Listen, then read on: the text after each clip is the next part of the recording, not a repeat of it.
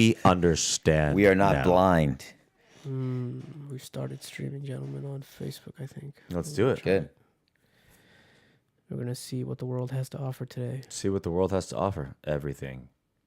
It is all here for us.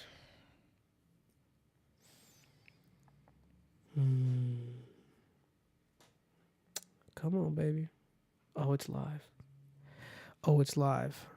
Yeah. And it's live. And we're live. What's good? Wow. What's going on, If you guys are checking this out, you don't know what you just turned on. And I don't think you're ready. None of you that are going to watch this about what's going to happen today.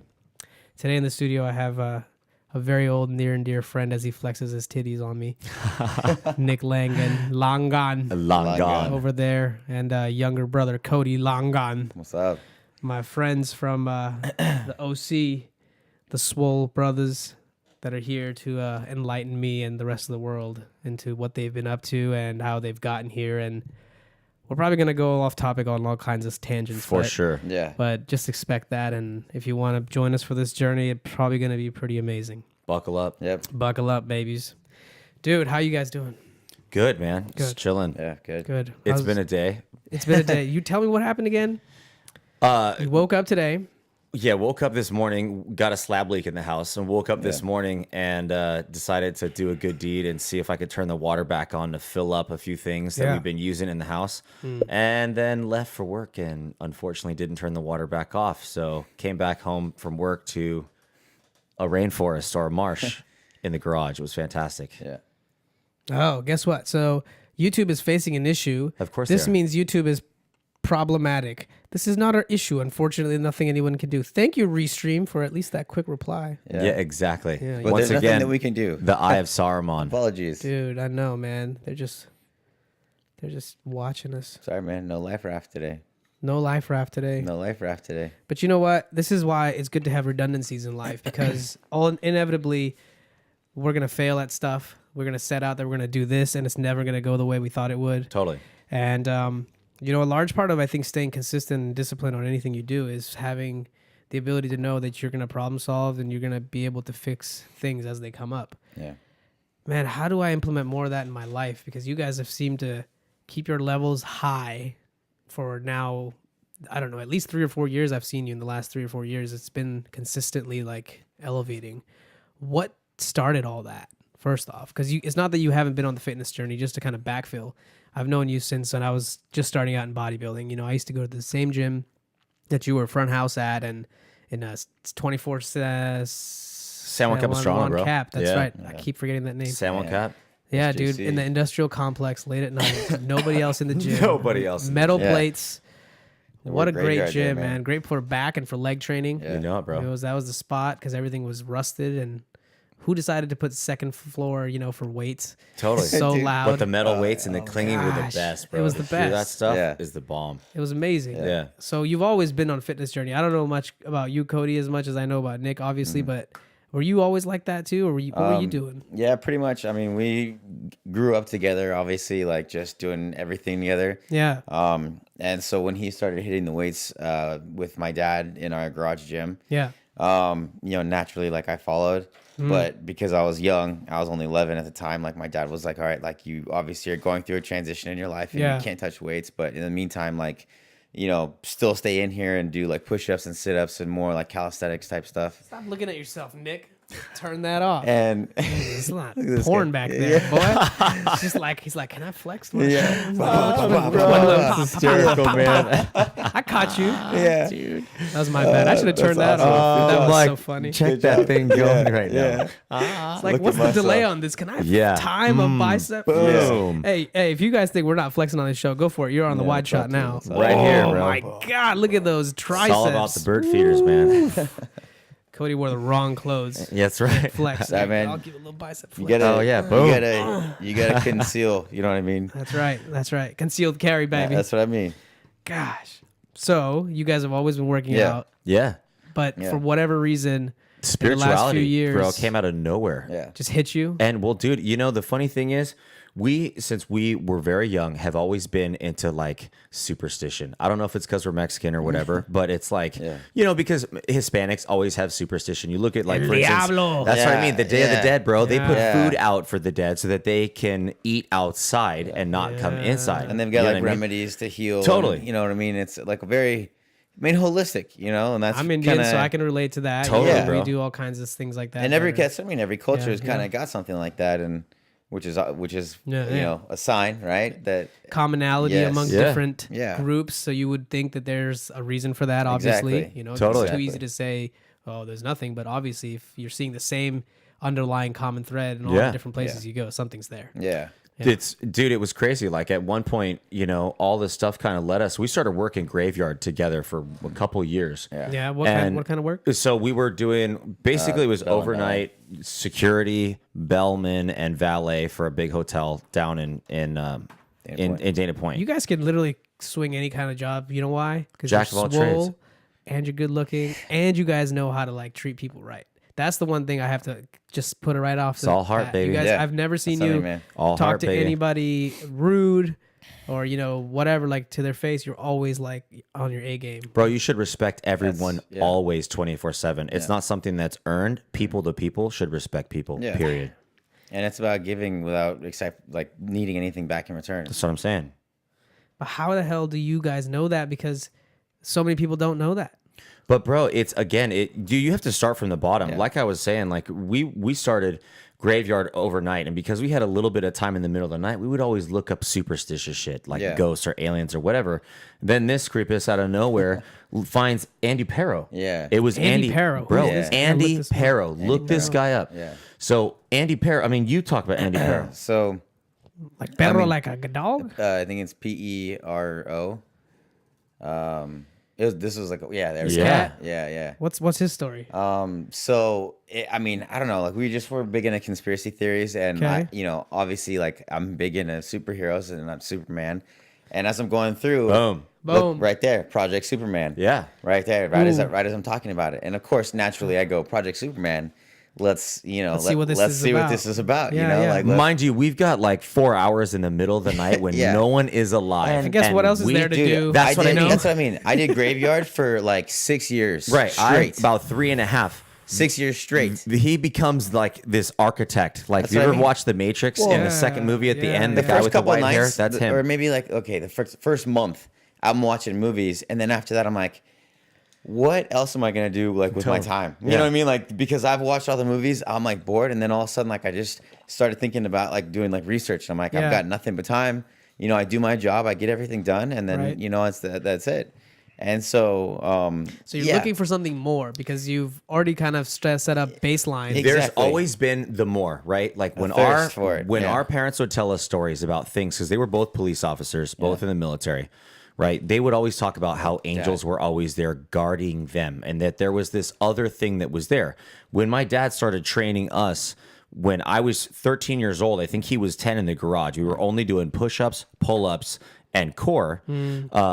He would always teach us how to breathe to get the hair on the back of our neck to stand up. He could never describe it. He said it was adrenaline at the time, and it's adrenaline response. But we were learning this stuff when we were younger, just because our parents, they were conditioned you that way. That's what I'm because saying. that's what their training was. They were That's trained- how they have kind of navigated through was the to world. respond to fight or flight like this, like And- the Right. snap of a finger. So they taught us that way as well, and we just kind of, there was always been more for us to achieve. There's never, you're not perfect. It's progress, dude. You know what I'm saying? Yeah. and it's just the discipline of practicing it over and over. And like, you go to the freaking gym. Which one of And- you is more disciplined? Him for sure. Why do you say that? So Because you like to eat cookies. That's why. Oh, bro, I love cookies. I wake up with peanut butter in my mouth in the middle of the night all the time, and that's Caesar. And that's Caesar, bro. And I don't mean Caesar the emperor. I mean man. Caesar, like Planet of the Apes, Caesar, the monkey. But he for sure is way more disciplined than I am. What do you think that is for you? How How do you stay so disciplined? I think it has product to do with me doing. Dude, doing graveyard. he's a Libra, bro. It's all about balance. yeah. You're the only person I'm going to tell to push the mic back. Too much power. Yeah. Yeah, you're too strong. Yeah, that's why I told got you. it. You're I got it. You Yeah, got I this. told you, man. You guys are like, I gotta turn my shit down over here. Look at this guy. Anyway. Don't be scared, child. I'm a yeah. little nervous. Yes. Hello. Hello. Who's out there? I love So it. what sets you apart from him in the sense that you, for whatever reason, I'm sure you get temptations, but you have a better way of curving them and maybe redirecting your energy and your attention. What have you found works for you? I mean, I don't watch a lot of TV. Like I recently more than anything, like there were shows I was watching, and then I just recently kind of cut that off even more so now, and it's just nothing but like What do you replace that with? motivational videos. On YouTube? You know, documentaries. Like I watch a lot of Joe Rogan. But isn't it at some point you're just like, man, I just gotta like numb myself? No, because it's just like that's the thing. Like I have such a thirst for knowledge, and I like things to be fresh too, because everything I learn, I tell my clients. And I try to, even if I don't get to a chance to explain it, like I just have this like thirst for knowledge nonstop. It's coming in. And through a course of doing graveyard, I've do nothing but like had time to just focus on myself because it's just quiet. Everyone's asleep. There's no one around. So it's just you and your thoughts. And again, like I said in the beginning, like there's, you want to entertain yourself because there's just the void, and then all of a sudden it's gone because you get bored, and you're like, what else? Dude, I'll tell just like what you said, like there's a thirst for more. I'll tell you right now, the fundamental makeup that makes him different than I, circling all the way back around, is he tells fear to go fuck itself. Right? He never learned fear. I learned fear when I was a kid. Right? I tried to protect him from that kind of stuff, and he even knows that. So he can look fear in the face and be like, no. And that's what you have to realize, right? There are two basic energies in the universe, fear and hope, right? Two different ones, positive and negative. And in 3D, there's duality. As you go through different dimensions and vibrations, that disappears, right? But when you're here and you're present and you're dealing with the physical, what it is fear. You know what I mean? Fear of judging yourself, of the unknown, of all different kinds of things. And this fool can plow through fear like it's nobody's business. Part of the reason why I am is because I have followed his lead, and he's the younger brother here. Yeah. You know? Yes. I want to dissect that a little further because Dissect. You have this innate ability now to say, yeah, okay, fear comes, I'm going to jump into it rather than run away from it. But I want to find things that, other people that aren't at that level can potentially raise themselves to that level, and how do we do that in a practical way? What are some things that, that you do? And maybe because you're following him more accurately, you could probably say, how are you modeling his behavior? And what have you noticed is like the practical step, for you to have that sort of mindset? Because like, honestly, I don't think most people wake up in the morning and feel good right away. No way. I'm me being one of them. Like most of the mornings I wake up and it's almost like coming out of this amnesia sleep. And I've been observing my thought patterns while I'm sleeping more and more. And you can see there's this dialogue and thoughts of all kinds that just show up. And it's just this pool of thoughts always there. Totally. But in the sleep state, you're a little bit more distant to it than you are in your wakeful state. Right. And in the wakeful state, you're a little bit more engaged with those thoughts. In the sleep state, you can somewhat still rest. Totally. But you're still there. Well, when you're conscious, the ego is also present. When you're subconscious and you're sleeping and your mind is going through the theta waves, you're able to go back in and out of the dream thought processes, mindsets with fluidity. You know what I mean? When you're conscious, you got to fight another person that's in your brain, and that's the ego. Yeah. That's right. Well, it's hard because, as obviously research has shown, like you're using 5% of your conscious brain. So it's like you're having to use all this energy through a pinhole, which is why sometimes it's hard, but that's why it takes immense focus for, things to happen, because there just has to be like a willpower and like that power to be behind it.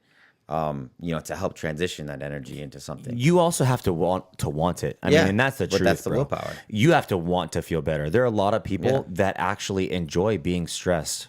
They have got to a place. Well, they're conditioned that way. That's what I mean. They have been programmed that this is something that's okay. I don't feel good. Okay, I'm going to go to the fridge and I'm going to clown a whole thing of Nutella because it's sweet and it tastes good and it's going to release dopamine in my mind. But then you punish yourself right afterwards. So you go into depression and your cortisol drops so that you get fat. Your body starts to break down muscle. And it's a cycle, dude. Literally everything, not to be scary, is out to program us to be the way we were designed to be, not who we actually are. Yeah. We're multidimensional beings having a physical experience because we need to learn to push ourselves again. That mentality is way stronger than physicality, man. Yeah. I mean, the root of all of this is basically we're in a massive move to consciousness. Yeah. And imagine you have, and this is scary for some people, but imagine you were to have not to get blasphemous, but the ability of God, because we are made in the image and likeness, right? That you have the capability to do whatever you want in this reality, if you want to call it that, but only through this vessel. So what if the outside external world was designed for whatever reason to hold you back, block you back from that potential through your food, through subliminal programming, phones, what I mean? Wi-Fi, all of these 5G things. And honestly, it's funny, the best way that we say it now is that this is just us getting superpowers. Because think about all these things that are here to block you from doing all these things. That this is that thing that playing the game on legendary. That's what I mean. This isn't novice. Yeah. This isn't beginners. We play on legendary, man. And we've been putting up with all this stuff for years, growing up with it, and in our foods and out in the world, whatever. And you have to want the change, right? You have to want to get better. And, it doesn't just happen. I had a horrible fucking morning. I feel so much better now. But my morning was a clusterfuck. Yeah. Pardon my French. It was all over the place. You know what I mean? It was left and right and up and down, and we didn't know where we're going, all kinds of stuff, right? But it has to do with learning how to redirect your energy and going to things that make you happy. Yeah. It's not about becoming this crazy guru and this motivational person. It's about knowing what makes you happy. And there are two different kinds of things, right? Needs and wants. Things that are going to make you happy that you need, and things that can make you happy that you want. Wants are typically things that are going to be on the borderline, right? Like sweets, like drugs, like alcohol, like all these things. You need rest. You need to work out or get, some sort of activity physically. You need that mentally. You know what I mean? And it all starts inside and then goes outside. My brother's talking about how, we're all creators. It doesn't mean that you're a god existing inside of a body, but we can tap into abundance by being healthy. Yeah. The healthier you are with your mind, body, and your soul, dude, things just start coming to the energy that you give off. It's a gravitational pull. That's exactly. I mean, we're all science. We're magnetic beings, dude. Yeah. We're magnetic beings. If you don't want to get weird and be all spiritual and UFOs, if you look at the science, we are made up of electricity, right? Yes. I'm not this Nick Langan person. I'm the electricity that moves my brain, that pumps my heart, that makes my hands move. We are literally electrical beings. Yeah. If you think about it, plain and simple. Very true. So start with the basics, go on YouTube and look up guided meditations. We started with guided meditations. On YouTube. The Andy Perro. There was a guided meditation that we saw on YouTube that it was this lady was talking and they were playing binaural beats in the background, which is also something that you can do. Little subatomic frequencies that two tones pinging together at the same time can cause you to hear. It's not even a sound that is made outside. It's a sound that your brain receives because of two tones. It can literally turn your energy on, bring your consciousness up, down, whatever. It helps you focus big time. Exactly. Yeah. We watched YouTube videos on how to meditate and stuff, and now we practice. I mean, he practices way more than I, again. Yeah. But that's really weird. I mean, it just, I was working with somebody during the graveyard, and he kind of was into spirituality and metaphysical stuff, and he just had this video of this guy teaching about how to awaken your third eye. And it's now one of my buddies who I've been communication with and has helped me along my journey. Right. His name is Rion De In Ruin. Sedona, De Yeah, in Ruin, Sedona. The guy's a man. Grandmaster. Yeah, he's the And Alexander. Yeah, he's the boss. Both of them are the dudes. Taught us a lot, You know what I man. mean? Like they're the Super Saiyan brothers. But you know, he just started with this process of how to like get into that meditative state using a candle. And basically just looking at like the top of the candle and going through the whole process of just basically your Being concentration. present, honestly. Exactly. Just And your seeing whatever's visualization. right there. That's what I mean. It doesn't matter what Present. the thing is. Exactly. It's just, can you be present with it and not let your mind come in and Exactly. distract you away Exactly. with That all is the exactly- and that's- analytical. yeah. 100, You know? dude, like give me chills, bro. That's Because exactly that's what exactly it is. what it is. He says, go to, you know, once you do it, close your eyes and you see the light still in your eyes because obviously, you know, when you look at something and you close your eyes, it's still kind Yeah. of there. And it's how long you can focus on that. And the more that you can focus on it, then boom, all of a sudden the veil lifts and you have the ability to kind of like open your third eye. Yeah. And through practice, just like a muscle and, you know, neuroplasticity, like you practice and practice and practice and get the muscle bigger and you could eventually open the veil and be able to, you know, have clear audio and stuff like that. But it's basically just activating your pineal gland. You know what's crazy about what you guys all just said?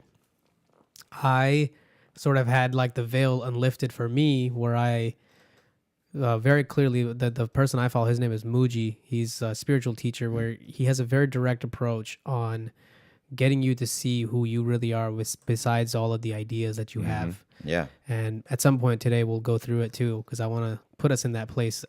We probably already are, but Yeah. it's just one of those things that I want to share with other people that will Totally. see this. Yeah. And, you know, it lifted that veil, but as you guys know, what happens right after that is the mind is aware of that. The ego knows Yeah. what just took place. So it's going to do everything it can to fight that. Yep. Yeah. Because that's the only way it stays Firewall. alive, right? So it started this huge battle in my head, you know, of knowing the truth and also, you know, then being so confused because I had all these things, but now I would have to give that up, you know, in a very real way. Not like you like actually get rid of it, but give that up in your head is Of a course. much bigger decision than actually having Attachment. to give it up. You Yeah. can't have attachment, man. Yeah. So the attachment was to like the life that I had already had up until that point, and realizing that none of that it mattered and none of it was needed. I didn't know which way to go then, Totally. because it's like, well, I've already kind of put myself in this situation and I had no one else to blame but myself. But I did try to blame everyone, including, you know, my parents and all of their decisions, and came back to that they didn't know either. Like this is you know, the realization that, yeah, we are all here without our choice in one way. Yeah. And we are going to die, and then there's time in the middle. So what do you do at that time? You know, how do you justify what to do here? You know, like the question I posted yesterday, like, what am I supposed to be doing here, and what should I be doing here? Those are the fundamental questions that are always running around in the mind. And we paint the story, like, and I was attached to my story up until that point. But then I started meditating. That was the biggest thing that helped me, because what it was is that there's no single moment of like awakening and then that's it. No It's way. like, It's a It's a constant. process. Yeah. It's a constant. Takes it never stops actually, man. Yeah. That's and the dude, thing. it brought yeah. me back to like the realization of when I first started working out, because you're one of the only people who knows me from when I started, and how I like kind of came about. Because I started at like 113 pounds, and I started working out in high school. I didn't Yeah. know anything, just started to be consistent with it, and it evolved into something. So the same way when I started meditating, you know, like what you talked about, binaural beats. I learned that, you know, by when you sit and you just say the Om, you say Yeah, it's the same thing. Om. It's It vibration. goes all up and down here, and if you can Yes. focus on that, then you start to see, well, Resonance. okay, what else is in here? You're like, Yeah. I'm just this. I'm feeling the frequency of this, but then there's this chatter. But then that chatter becomes more obvious, as if there's a distance there Totally. between what's happening inside of your body and what's happening inside of your mind. Mm-hmm. But for whatever reason, you're the thing that can see what's happening in the body and observer. the mind. You're You're the observer, bro. behind the 100%. whole thing, and you're part of a much bigger experience. And then, you know, I started to notice this more and more, and I was like, wow, how many of us are just walking around unaware of this? And that became the purpose of me trying to sort my life in the direction. I'm still working on that. And why we're here today is like, how can we get more and more people to get to self-awareness? Because it seems like that is the root of anything. You know, if you can find out what you really are, then you'll be able to dissect your process and put it in a, you know, structured way where it will get you the results you want, because you're very aware of everything. So that's, I think, from what you've told me and what you've told me about how disciplined he is and how you model him, it's like you got to want it. But after that, what do you do to get there? You have to have the awareness to see where are you today and what would it take for you to get to the next level. And then there's all these different little, micro problems to solve. Yeah. Yeah. Yeah. That's crazy. You put out the fires that you can, you know what I mean? Firstly, like you don't allow yourself to get overwhelmed, because I think that's a tough that's one. the biggest thing. Like, just like you said, like, right, when the veil gets lifted, then all of a sudden you're aware of everything. You're no longer blind, literally, and metaphysically, and you're now aware of all the things that have led you up to this place, either that are past or that are currently going on. And you're just now like, all right, I've got everything like from years ago to work on, and now I've got present moment to work on. And I think the best thing to do is just breathe. Yeah. Well, backing on that, slow down. Yeah. Slow down. Well, and that's all the way. That's so hard people for talk us about to grasp today, because we live in such a fast-paced thing. Totally. That's the reason why we live in such a fast-paced thing. Is because when we slow down, you can think, you can process, you learn to respond instead of react, right? So many things are reactions, right? And that's the whole process of this thing, right? Like I was saying, the move to consciousness. Like, think of all the things that we could be capable of if we chose to act as opposed to react. And it's the choice, because they're two very different things. If you're reactive, you're explosive. It's fight or flight, you know what I mean? And you just run or go or attack or whatever. And if you're active, you've let it resonate for a little bit and you've thought about what to do, and then you just go. Or if you already immediately know what to do, still you take the choice to act, because it's like, it's like being like one of those ninjas or whatever, where you can, they're fighting and they're moving so slow that they can just, barely move their hand up and move the punch out of the way, because you now are observing everything as a whole, and you know exactly what to do. There's no instinctual, unless the instinct is to just fix the problem. You know what I mean? I see what you're saying, because essentially I think what you're saying is if you are present enough, you don't have to think about what to do. Exactly. It will come to you so naturally, because in that moment you have full awareness of everything that's happening in front of you. Exactly. And you're in tune with it. You're not arguing with it. You're not denying it anyway. You're fully there. Yeah. I mean, this is simple fact, right? We have yet to create a computer that is smarter that is more intelligent and can process faster than the human brain. That is how powerful our minds really are. Everything that we eat, everything that we see, all of this bullshit, light and everything that is programmed to us is literally meant to slow down our processing speed. So if you slow down the way you process, that speed will then pick back up, and you won't need to act, react, whatever, because your body is just going to naturally know what to do. We're human beings, right? We're bipedal. We're the highest evolutionary form of a mammal. Our bodies have literally evolved to the highest form. You will respond to anything. Mental stimulus, emotional stimulus, energetic stimulus, anything. Your body is a supercomputer. We are automatons practically, right? It's all about just being present. And the more you can slow down, the more present you are. And the more you're allowed to, sift through the mental clutter that is in our brains 24/7. I mean, that's what it is. Yeah. We are so cluster-fucked with memories and with things that we're scared of. I mean, this is the fact, right? We are pissed off about the past, right? And we're afraid of the future because we're pissed about the past. So we are never present. That second, gone. That second, gone. That second, gone. You're too pissed about what you did yesterday and too scared about what might happen tomorrow that you miss out on being in the present moment. And when you're in the present moment, that is when creation happens. I think it's the mind that freaks us out, because it's totally the mind, because man. the mind is able to distract you in all the ways that you are gonna get distracted. Yes. It's your mind. It knows all your tricks. It knows all of your secrets. It knows everything, bro. Well, it's the greatest gift. It's like it's also the greatest curse. It is. It's the gift and the curse. 100%. It's very easy to be a human being. Think about that right there, bro. It is very easy to be a human being, right? to talk like one, to squawk like one, to get in your car and drive in a box, to eat out of a box, to work in a box, to come home to a box, and then we die in a box. Everything, dude, we're on a giant assembly line. All we have to do is be like, bing, we're off this thing. Yeah. Well, but that's not, Right? I mean, I think the biggest part of it, though, is that, that's not the purpose of life.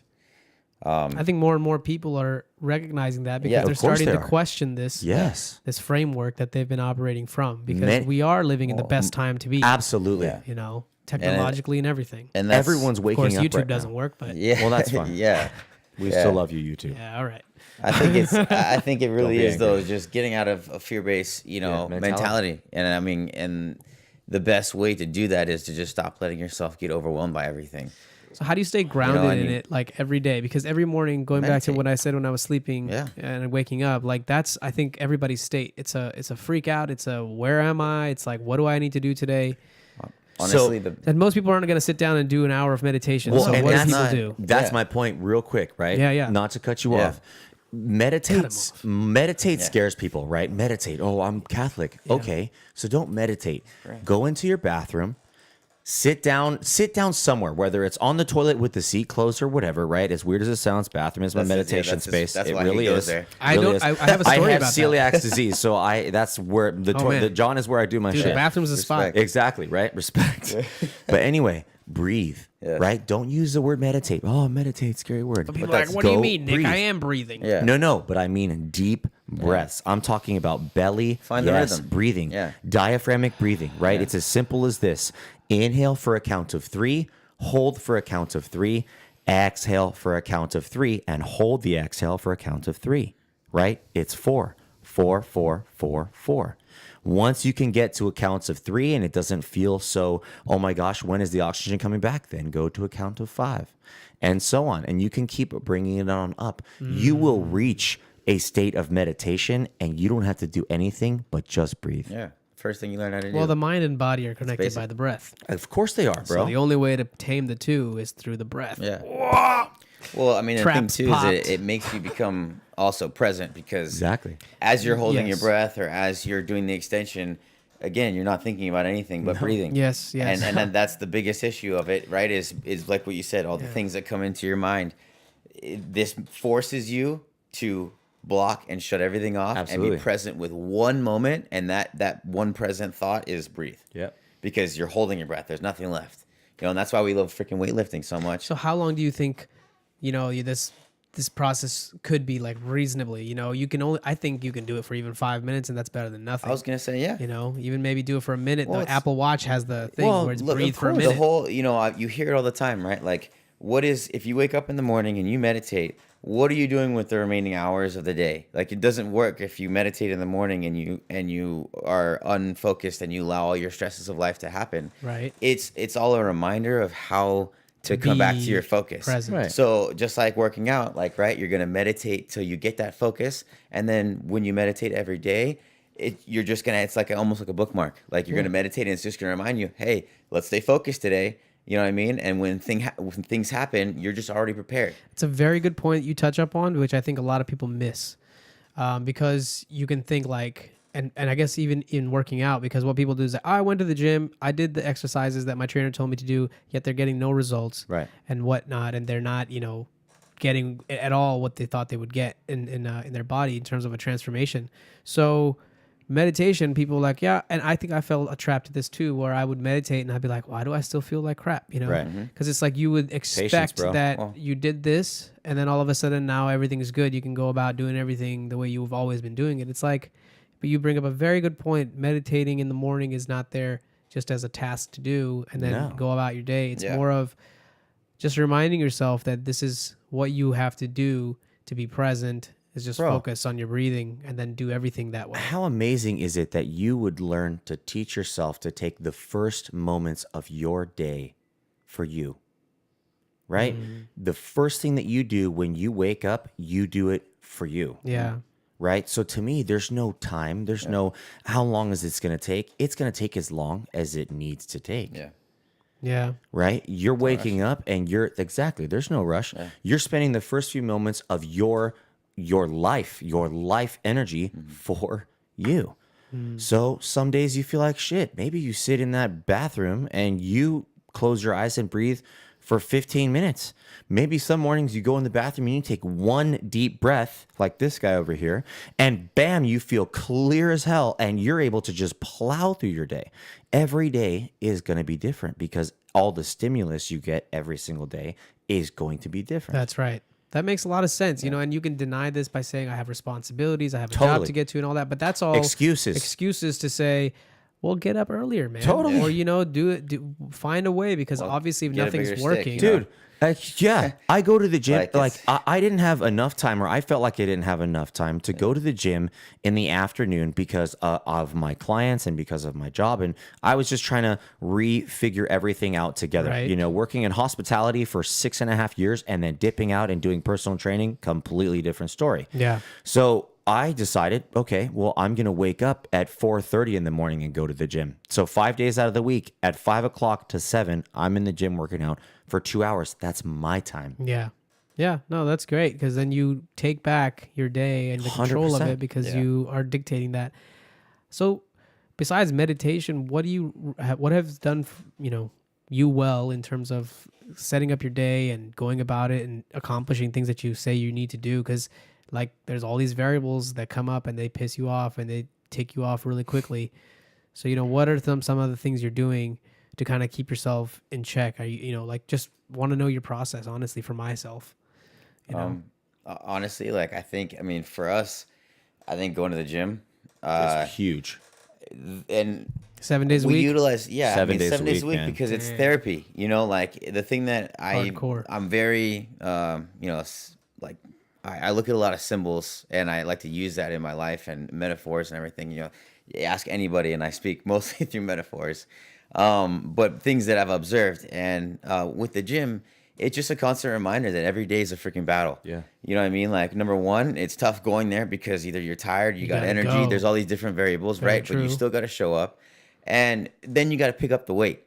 You know what I mean? And voluntarily. and Right. I personally like to start with the 5s and I start with the 10s and I'll literally work my way all the way up. Because for me, it's a reminder of you got to do the little things because for me, I'm warming up, you know, not just my main muscles, but, you know, the tendons, ligaments. I'm getting my body ready for freaking battle. You know what I mean? love the way he thinks. But that's what I mean. Perspective is everything. That's why we're different, right? He is what I refer to as the architect, right? He built this place because that's how his mind thinks. Whatever, slap you, right? I just lift the heavy stuff. Yeah.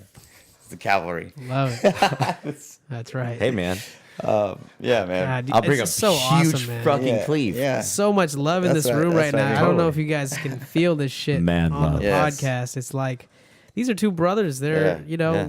you don't see this every day, and that's something I do want to touch up on is that having you know that strength of each other in this world, in this material world that you know we have to spend this time in. It's amazing that you guys have each other to kind of you know fight together and be there for each other. So Blessed, this is man. awesome, That's man. let me tell you, I could be in the worst. You get some too, fucking, man. You're part of I it. can. That's what I That's the mean. thing. I love you, bro. I'm Yeah, gonna yeah, use yeah, my yeah. check You're and part get of it, some. bro. I'm a part of it. Yeah, bro. Yeah. Yeah, but it just, you know, It's true, man. I could be in the worst fucking mood and be around this clown and I'm snapping me out of it. And that's all part of it, right? That's kind of like your daily stuff. Yeah. Like, is there one song that you absolutely love listening to that the moment you hear it, you get like the little chills running up your neck and you're like, dude, I'm going to dance or I'm going to sing every word to this song. That is something that you can put in your Yeah. little back pocket. Oh, I'm having a shitty day. Guess what I'm going to do? Pull this Bing, out. put that on. It's called the superpower serum. That's what I'm saying. Superpower serum. What's your Superpower serum. superpower serum? that What one. can you Yeah. pull out when you feel at your lowest? Shaka to Khan. Yeah, that's what Put I mean. you- Shaka baby. Khan, Shaka man. Khan. Shaka Khan.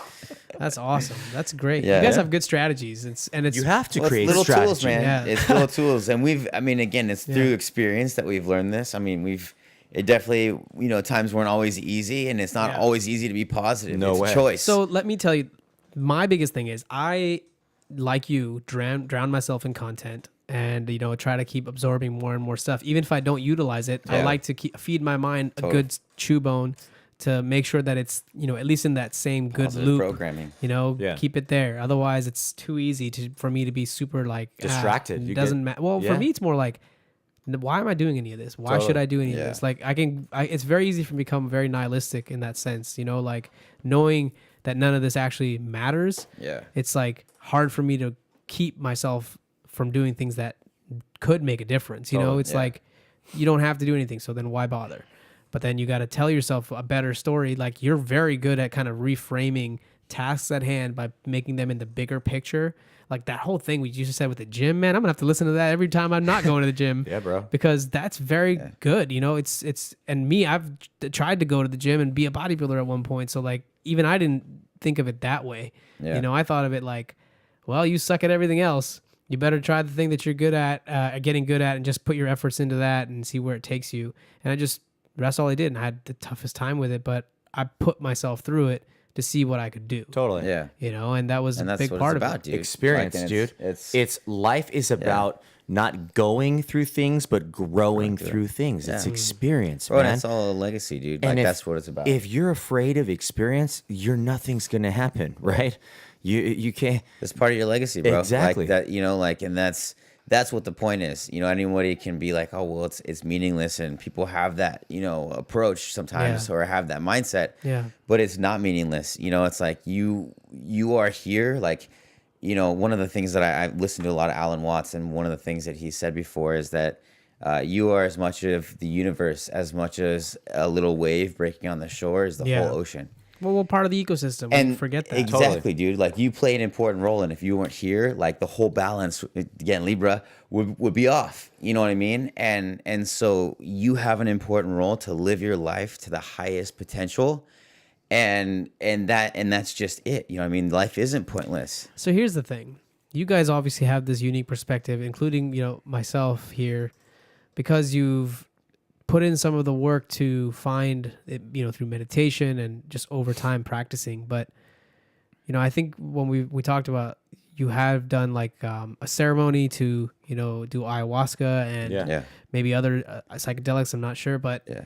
what has been your experience with those? And do you feel that, because a lot of people that would listen to this would think, why, you know, are they talking like this? This doesn't make any sense to me, because they're Totally. not seeing it from that vantage point of who they really are. They're very much attached to the idea of who they think they are, and they're very much attached to their identity and ego. So is that something that's absolutely necessary to break through and see things from a different place, so for you to have this different experience here now when you're back? I honestly, and it's funny because, of course, you're touching on something right as I'm getting a download of what to say. So I think it's really important to touch on, it's not a bad thing to not be in the state of mind that we're in, or that everybody is in, right? If you're locked in and you're addicted to whatever you want, like all it is just finding what is going to get you to break through that barrier. And if you haven't found it yet, you will find it as long as you keep looking and you have that patience. Now, to ayahuasca, that. right? Okay. Ayahuasca was something that we both decided to do. We went to Mount Shasta. If you know anything about Where's that place? Mount Shasta's up north, California. And if you know anything about Amazing. the chakras of the planet, it's Yeah. actually actually the root chakra of the world. This is the spot. It literally is Yeah. amazing. It's beautiful up there. And let me tell you something. At night, the stars, Bro, I get the like, chills looking at it. yeah, so do I. The sky at night is more white than it is dark. Yeah. There's That's how many like, stars are literally up there. everywhere. Yeah. Yeah. So we went up to Mount Shasta and we did ayahuasca. And ayahuasca is not a drug, even though it is a level 1 narcotic. Yeah. You know, it's like something that's medicine. It's honestly something that is medicine. Well, And- to back up, it's been used in like tribal cultures. Oh my forever. God! No, that's- and and that's not just exactly what one it is, tribal like- culture, multiple tribal cultures, right? You know, in the the Indians, people in the Amazonians, and all different in the Congo, all different kinds of things. Like a different form of ayahuasca or psychedelic has been used to take them on spiritual journeys to And connect that's really what it's about. with energy in general. How does Google describe ayahuasca? I'm curious.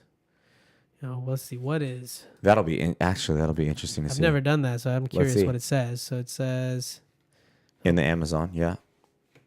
really? It says a else? tropical vine native to the Amazon regions, noted for hallucinogenic properties. Hallucinogenic drink prepared from the bark of ayahuasca. And that's what This is really one of those fucking days. and I'm gonna that's get another one of these. and that's what ayahuasca is. Still good though. Yeah. Yeah. Oh, dude, the it's energy's still alive, always man. good, It's still bro. pumping. I was about to unplug unplug everything. No, Yeah, don't do it. that. Don't do it. This is the day for it. Yeah. Oh man. It's Murphy's Law, man. If it can't happen, it will. It's all right, bro. Use your energy. Dude, come on. If 2 of these fail on me today, I'm gonna laugh. Bro. I'm laughing. Both trackpads have failed on me today. That's right. We're live, dude. That's all that matters. Yeah. But we are live. Oh, one of them it's connected. Boom. Hey. Yeah, see? Talk about that energy, baby. Boom. Man, this podcast Boom. is so real today. This I'm is telling you, man. unbelievably It's real. all Murphy's good, though. Law works the other way, too. Well, that's, Whatever. again, bro, it's the Tell state. me again, because I missed part of it. What did you say again? It's like whatever. Oh, if it can't happen, it will happen. will happen. Yeah. Well, and that's how abundance works, Yeah. right? It all It's has to do with the perception. state of mind, yes, Yeah. that you are in. Dude. Right? If you're in a great state of mind, you bring positivity Yeah. to you. If you're in a horrible state of mind, Then guess you what? bring negativity towards you. See, the thing is, though, Nick, it seems that the programming for mostly all of us is the negative comes first. Of course. It's absolutely, always the dude. trick. Because it's easy. That's what I why. mean. It's easy. How do we reprogram? Bro, it's the sugar. You the start. positive is like the vegetables. Bro, and that's you the start. best way to describe it. You know what I mean? Oh, we just Yeah. got Oh sugar my and vegetables, bro. god, Just got dude, real in a few that seconds. got real. Oh, jeez. The negative Louise. is like the sugar, Yeah. and the positive is like the vegetables. But it's the truth, Yeah. right? It is the Because truth. it all has to do with chemicals being interpreted by your brain. Dang, Matrix. architect. Anybody Matrix? Yeah, exactly. This guy. So it's the real deal. that's all it is, man. Yeah. You know, and it's all about, the discipline. I mean, that's really what it is, man. What are you primarily focused on? And that's why, again, coming back to the, meditating and stuff like that. What did you tell me last night about results and eating? Result in eating? Yeah, mindful results. Mindless eating gets mindless results. Boom. Ooh, that's a Boom. good one too. You see? Yeah. You see what I'm Yeah, saying? Well, it's the good same ones. thing, right? And I say to my classes often, it's like, did you just come in here for a sweat, or did you come in here to work out or grow a specific body part?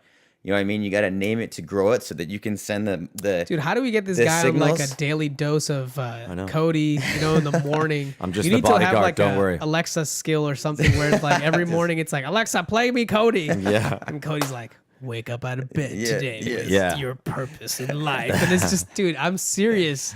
No joke. I'm so serious. You have a gift. You're I very appreciate much, that. because every time I've met you, and this is, I've obviously known Nick longer than I've known you, but for whatever reason, you have a very good impact on every time I meet you. And I've seen you, kind of just observed you even in the gym the few times I see you, like everybody you talk to, it's the same thing. And I'm like, damn, dude, how does the guy do that? How does he stay that way? You and me, we're slackers for that matter. We'll slip off of it here and there, but this guy, he's consistent. He stays on it. Yeah. That's awesome. Go back to ayahuasca. Walk me through what that experience was like and how did that start? Where did you gnarly. hear about it first off? Well, ayahuasca we heard about. I mean, first of all, everything Joe Rogan. spiritually, Yeah. that we came up Oh. with comes from our mother. She's the one that started She knew her about this spiritual stuff? journey. Yeah. Yeah. You know about ayahuasca? She did ayahuasca She with did it. us. Yeah, she did it with us. Oh my God. Yeah. No way. Yes. Yeah, we all did it All together. the three of Mom us. brought this up? Yeah. Dude, Well, Mom. she was. I mean, we were all doing this, energy class where we were learning about, the chakras and, really just trying to dive deep into like, teaching people about what this whole energy thing is, Yeah. and how energies affect your body, both psychologically and, just physically in the body. And at the very end, we all did this process of closing it out. And, this was one thing that we were talking about. Like our teacher was saying, okay, we're going to go do this. We could go do it as a team, or as a group after doing our closing ceremony together. And the majority of us went. And so this was kind of just something for us all to go through together. And it just so happened, of course, that our mom is with us, which is just insane because, during this process, it takes a lot of preparation, and that's kind of like what also helps other people who don't have that focus is to learn from other people. Because something that you normally wouldn't go through is we had to go through your your childhood and how that was and how growing up was and how your life was affected, what things you're still holding on to, and then cutting those cords and saying, okay, from here on out, I'm taking those lessons and I'm moving forward. And ayahuasca is basically a tool to help you open up your eyes even more. And it's basically going to show you the why, like why all this is unfolding in front of you and how you can adjust to it and how you can change your life. Now, mind you, it doesn't change your life. No, it does It's not. not there. Anything that has to do with spirituality or raising your vibration or anything, there is no. It's not a magic wand. There is no Where- wand. There Yeah. is no password. It takes work, but the ayahuasca will show you what it is that you Wind in the must sail. work on. And if you choose to go back home and work on what it showed you, then there's progress. Yeah. It all has to do with desire. It all has to do with discipline, and it has to do with dedication. 3 Ds. Wow. It's like if you were to like imagine, not to call anyone a dirty like whatever, but if you were to take like a dirty jug of water, you know what I mean, and have mud in it, and you were to pour water into it, eventually the mud would fall out. Right. Well, ayahuasca basically is just another energy to put into you and clear out your jar, and that's why when you take it, sometimes you purge by like throwing up and stuff like that, and that's a physical representation of you releasing the bad energy inside of you. Yeah, and that's yeah. the whole process of the journey, and that's why the tribes do that, because again they understand this connection with the spirit and how emotions can stay within the body and show up as physical ailments or just whatever. So this is their And remedy this of is sort a of remedy. pumping it in. Yeah, Totally. to puring your body. Purify. You know, the best analogy I've heard of psychedelic experiences, and I could probably relate this to anybody that's also done heavy amounts of meditation over time, is like, I think somebody on Rogan's podcast, he said like, it's like a fresh, fresh powder on snow. Like, Totally. Oh yeah, everybody has been writing Perfect grooves example. into these, Perfect trips. That's what we are. We've become so programmed that we just slip into these emotional states and slip into these paths. Yeah. When you do one of these psychedelic experiences, it's like fresh powder. Totally. And you're at the top and you're like, I don't know where to go because I've not been here before. Yeah. you Yeah. know? And it's just a whole new experience of new way of sort of approaching it. And then there's a re-imprinting phase, like an imprinting phase now. You get to decide which path do you want to go down now. Totally. Because it's all leveled, Yeah. So what is the process of like having ayahuasca in itself? Like, was it was like a few days, Well, you have to fast. I mean, you have to fast for 2 weeks before. and what does a preparation. fast like include? So the fast is just purifying your body. You know what I mean? Like you, Okay. I mean, if you No think about processed it like foods. this, right? no Food- processed foods. Well, and it all has to do with energy. Like by all means, is this something that is a physical medicine that you can ingest that will help purify your actual physical ailments, help remove pain, help remove aches, help heal parts of your body, right? But energetically, something else takes place. And if you're not energetically prepared for what is entering your vessel, it's not going to be a fun experience. And you have to think about it like this. Think of all of the meat that we eat on a daily basis, right? If it's killed humanely or not. If that animal was killed in an inhumane Storing that emotion way, in its body. it literally stores that karma in that meat, and then we ingest it. Another form of control. Where do you think all this fear comes Yeah. from? It doesn't come from us. We're not afraid of anything. It's put in us by what we And it intake. comes down to hormones if you want to get like into the real. Right. Yeah, let's do it. You know what I mean? It's not just energy and it's not just fear, but like the hormones that their body is producing while they're going through this process, course. you are ingesting. Of course. So and obviously like they say muscle tissue holds memory. Well, guess what? If you have a traumatic experience, It's you know what I cellular mean? memory. It Yeah. is literally Yeah. cellular So on you're a just cellular putting level. this poison into your body, Right. and it's not really nourishing you. It's the same difference between drinking regular water versus, obviously tap water is terrible for you, versus alkaline water. Totally. You know what I mean? Like regular water is just quenching your thirst, and alkaline water is literally energizing your body. Right. Like the minerals, everything you're getting is just your body's being enriched. Well, and you have to think about it too, right? It's like that saying, as above, so below, right? Yeah. What's in your body reflects your energy. What's in your energy reflects in your body. Yeah. And before doing ayahuasca, you can't have meat for, I think it was like 5 days before? Yeah, it's like at least a week. It was at least a week Yeah. before. So we were literally eating vegetables, no alcohol, no drugs. And trust me, you don't want any of that stuff in your system. Yeah. And then the day before we did ayahuasca, it was no food at all, I think, right? Until after breakfast. It was a fast. Like we had breakfast, But and I'm no pretty lunch sure and it was no dinner. lunch. It was no dinner. And then you don't. So what happens is, and it's funny because I didn't put one and two together until learning a little bit more myself about your mind and things. But around 10 p.m., 9 or 10 p.m., your mind releases a chemical that tells you you're hungry. You're not really hungry because let's face it, humans can go 3 days without eating, right? You're not hungry. It's telling you I've been up for this much longer. I need food. Yeah. It's BS, right? So you're saying it's like a false signal. Yeah. Or it's just a signal that is always there. It's the routine that your body is like, Think okay, about it. like this is the time I'm supposed to release this. Exactly. And if you Set think an about alarm. the programming in your mind, much, midnight snack, where did that come from? They put that in your head. Oh, go to the fridge and get something sweet so that you can't digest it and blah, blah, blah. Anyway, we did the ayahuasca ceremony at 10 o'clock. So, of course, this was after, of course, that chemical signals being released in your brain that you're hungry. And it lasts for 8 hours, I think. 8 hours, yeah. And you go up and you it get... varies it does. from person to person. And depending upon the shamans who prepare. Can you elaborate a little bit about what is it that you ingested? Like, did they make it already? Did they show it to you in front of you, or? So every shaman produces their ayahuasca in a different way. We don't know how that is taking place because that's something is sacred. That's okay. That's for them. It's almost like a priest or a like rabbi, you'll know what vines they're using. You know what I mean? Totally. You'll know exactly the type of kind or the brew of ayahuasca. Yeah, for instance, we have their own and you ceremony. said the effect lasts for 8 hours. 8 hours. Again, they start you at 10 p.m. Depending on depending on who it is. Are they expecting you to be in like a sleep deprived state for intentional reasons? You have to understand, sleep is also something that is not necessary for your body to be active.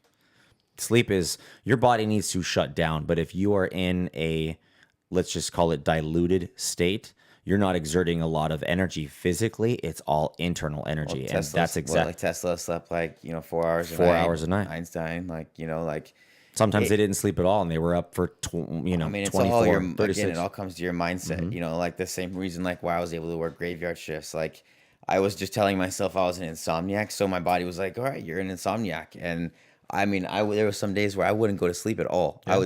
The longest day I think I was up was almost like 48 hours. No. You know, that's going to the interesting gym and that you say that, and I've had similar experiences because when I was like really low in my like state of being, I couldn't sleep for more than maybe a couple of hours before my mind would just bother me so much. That's what I mean. And even now, like when I'm sleeping, I'm noticing more and more that, and I track this with like a sleep tracker because you're not in REM sleep for very long. And you go in and out of it. So it's like, only then are you actually getting, I think at least from what we understand in sleep studies, like that is important for your body to release specific hormones that will allow you to recover. Yes. And that can be triggered basically, intentionally at the first part of your sleep. And then you don't have to sleep for the elongated time, because most of the time when you're sleeping, you're sort of playing like a really good, like dream or a story or thought or whatever. And they're just bouncing from one to another. And you're like kind of engaged with them, but in the background. Totally. And you're just like kind of drowning in those for a while. And it's very seductive. It's like a drug. It's you just want to stay in it. That's why it's so difficult getting up in the morning, because for me at least, it's like once it's on early morning time, it's like I'm thinking about all the stuff I have to do, which is very common. It's like, okay, I have to deal with that. But even if that stuff is not even relevant for today, the mind is able to it's like bringing about all the to-do lists of all the stuff you've always said, and like not just stuff you've said, but the things that you've said I'm going to aspire to do. Totally. And you have never started them. So it's almost like sucking you back, like don't leave, because then you have to start, and then you start your day off late, and now you can't get progress because you didn't meditate either, so you're already not aligned. I'm just talking clearly from my own experience here. But that's okay. but no, that's and it's important to be real. And I think again, everyone goes through that process of where you don't, you're not always focused and you're not always disciplined, but that's the whole purpose, is like everything is the meditation. Right. That's, one of the greatest books that I ever read was The Way of a Peaceful Warrior.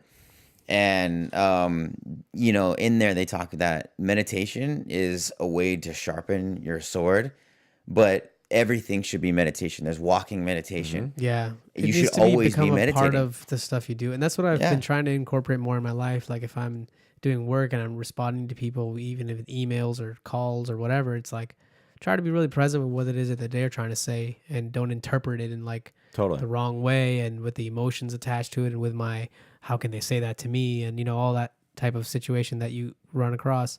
But that's really like kind of the most difficult game. But it's also fun. It is a difficult game to master, but over time, I think it gets better the more you keep yourself present, and it becomes like, I want to say, I'm hoping that one day it becomes like, just a muscle, like it'll get better. So you don't have to Of course work hard to flex it. It knows what to do. You just have to trigger it. It does.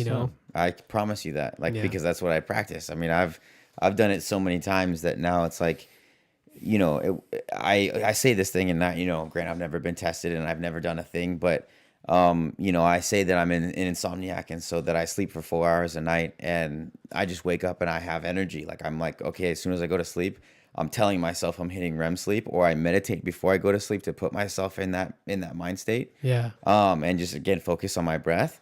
And then boom, I go in and then I wake up. And yeah, I mean, there's definitely a lot of the days I wake up and I'm, still a little tired, but I believe that I still got all the energy that I needed. And it's just a process of waking up the engines. Yeah. You know what I mean? Like, you'd be lying if you said you jumped up out of bed every single day.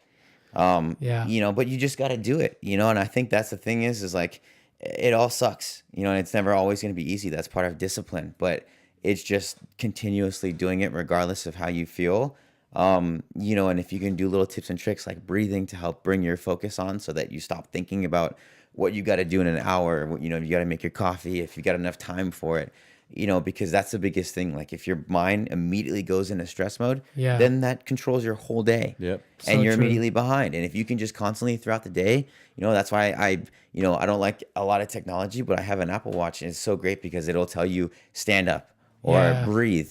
You know what I mean? And there's some times where, like, I see like the synchronicity of like 11:11 and it says breathe. I'm like, yeah. Hell yeah. You know what I mean? Yeah, and it's, it can be a symbol for whatever you want. And to me, it's just a symbol that my mind or my environment is telling me, hey, you need to calm down and you need to relax. And I think that's, one of the biggest things, circling back to like the Andy Pero that I learned, like, I do or see trigger things that I've made throughout my day. And I think we've talked about this at the gym about my Superman pills. Yeah.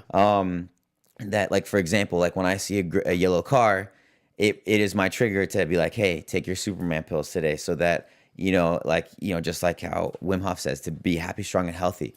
They literally cover everything, mind, body, and soul. So my energy is pure. If there's something that I'm dealing with or hanging on to, it gets pushed out. If there's any sickness that's around me, like I'm pushing it out, or my immune system goes up. My adrenalines go, my adrenaline and all my adrenals go to like normal. And you got to do things that are reminders for you on a daily basis to do things that are positive for you. And I think that's the biggest thing that helps. It's like a bookmark.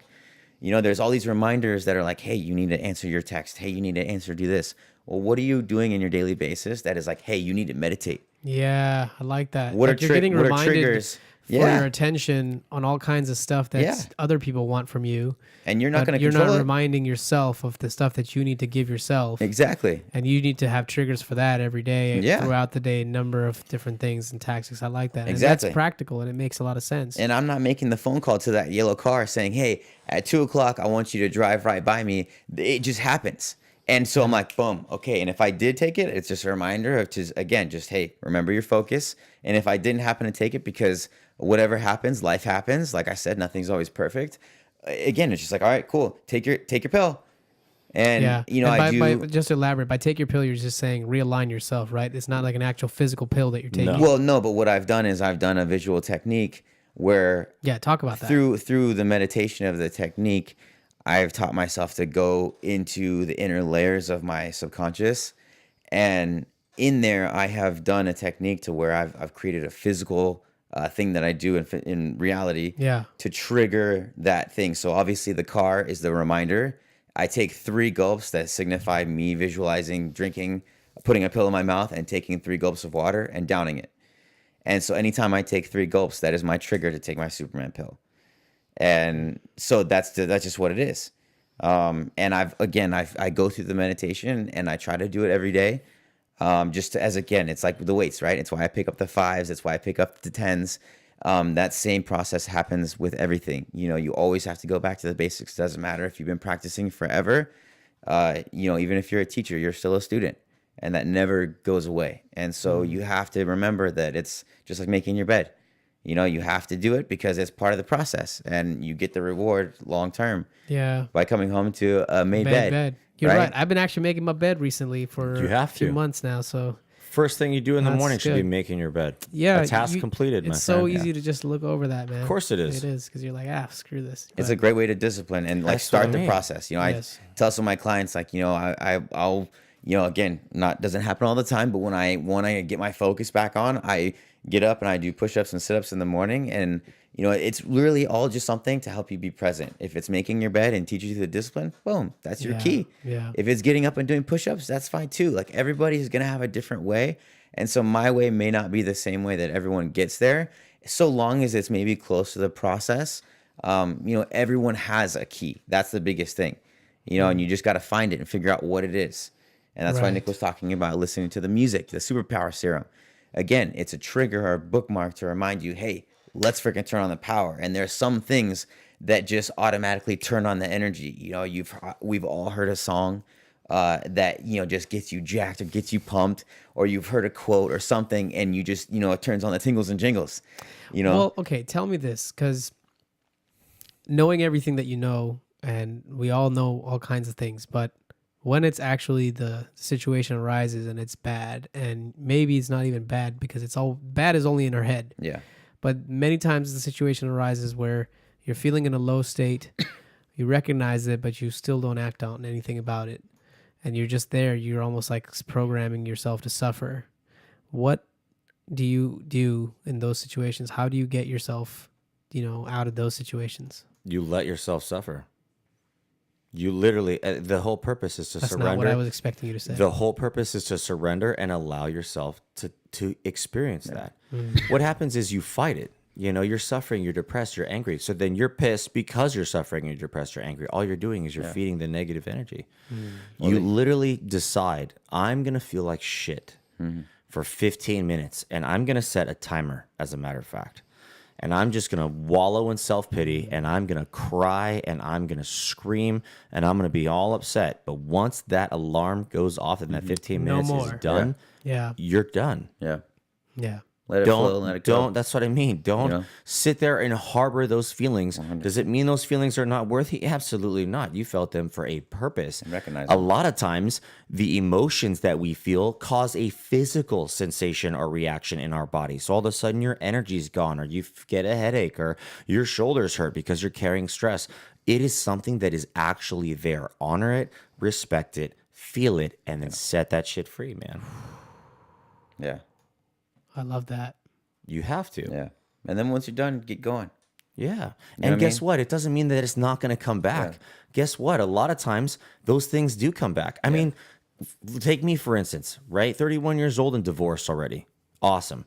You know what I mean? It, you know, took me 2.5 years just to talk to my wife about the issues we were having because I was petrified, scared for no reason, dude. Just no reason. I just allowed fear to come in, and I just sat there and I harbored it instead of letting myself feel it. What did I do? I drank. I was on social media. I did all these other things to try and push that away instead of let it be there.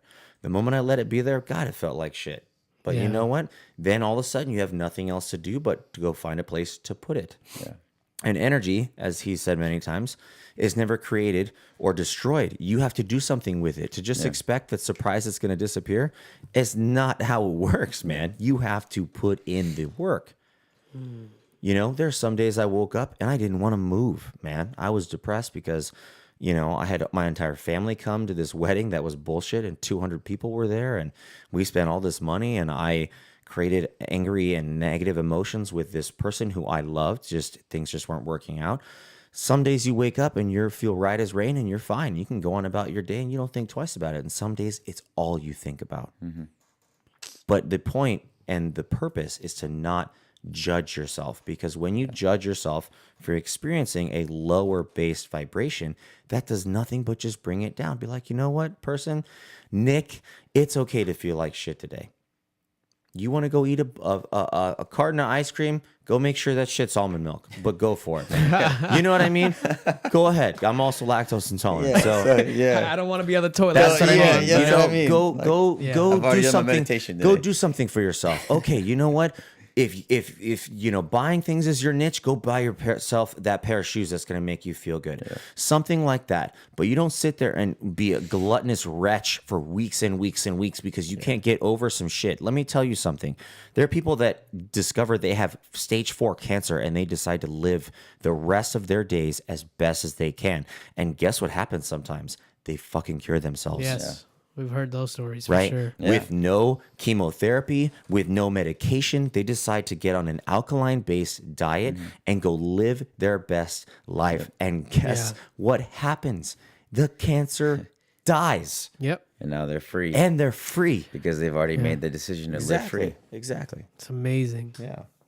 Man. You know, and that's, I think, one of the biggest things too. It's like people ask, like, you know, if they've been given a difficult situation. You know, it's hard. It's hard to ask this question, but it's, you know, why is this happening for me instead of to me? You know, because there's often a lesson beyond and behind everything. And I think that's another thing as to why you got to stay focused, is because there's some things that are happening to us that are there to be For teachers us. and for us. You know what I mean? And meant to help us become a better version of ourselves. Right. And it's the process of going through it, and whatever you have to do in order to get through it to survive, that's the lesson that you're supposed to learn. And you're just supposed to keep repeating that. You know, just like you said, like there's going to be many times where a lesson's going to come back and make sure, like, hey, did you learn it the first time? You know, that's just the way the universe is. You know, again, Murphy's Law. Like, it's going to circle back around just to make sure that you learn that lesson. And it's like, okay, cool, you got it. And now I don't need to come back. You know, maybe I'll come back again, but maybe I won't. Just make sure that Very you've learned good that lesson. perspective to have on it. You know, I You like know, that. and it's the focus, man. Like it's so important. Can you share with me what you guys felt or saw in your journey when you took ayahuasca? Oh.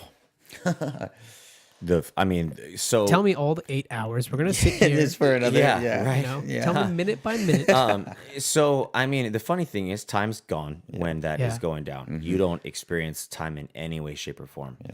The first night for most people is typically where this spirit of ayahuasca and the medicine and physical, you know, talking in a physical sense, gets into your body and starts to do its work. It's not until the second night, when it's already present in your body, that all of a sudden it is able to really do what it's supposed to do. So some people experience ayahuasca on the first night as something that's very euphoric. It's something that's very balancing. It's very calming. And you're like, oh my God, I'm just, you know, high as a kite, so to speak, where you're just experiencing euphoria, bliss, release. right? Release.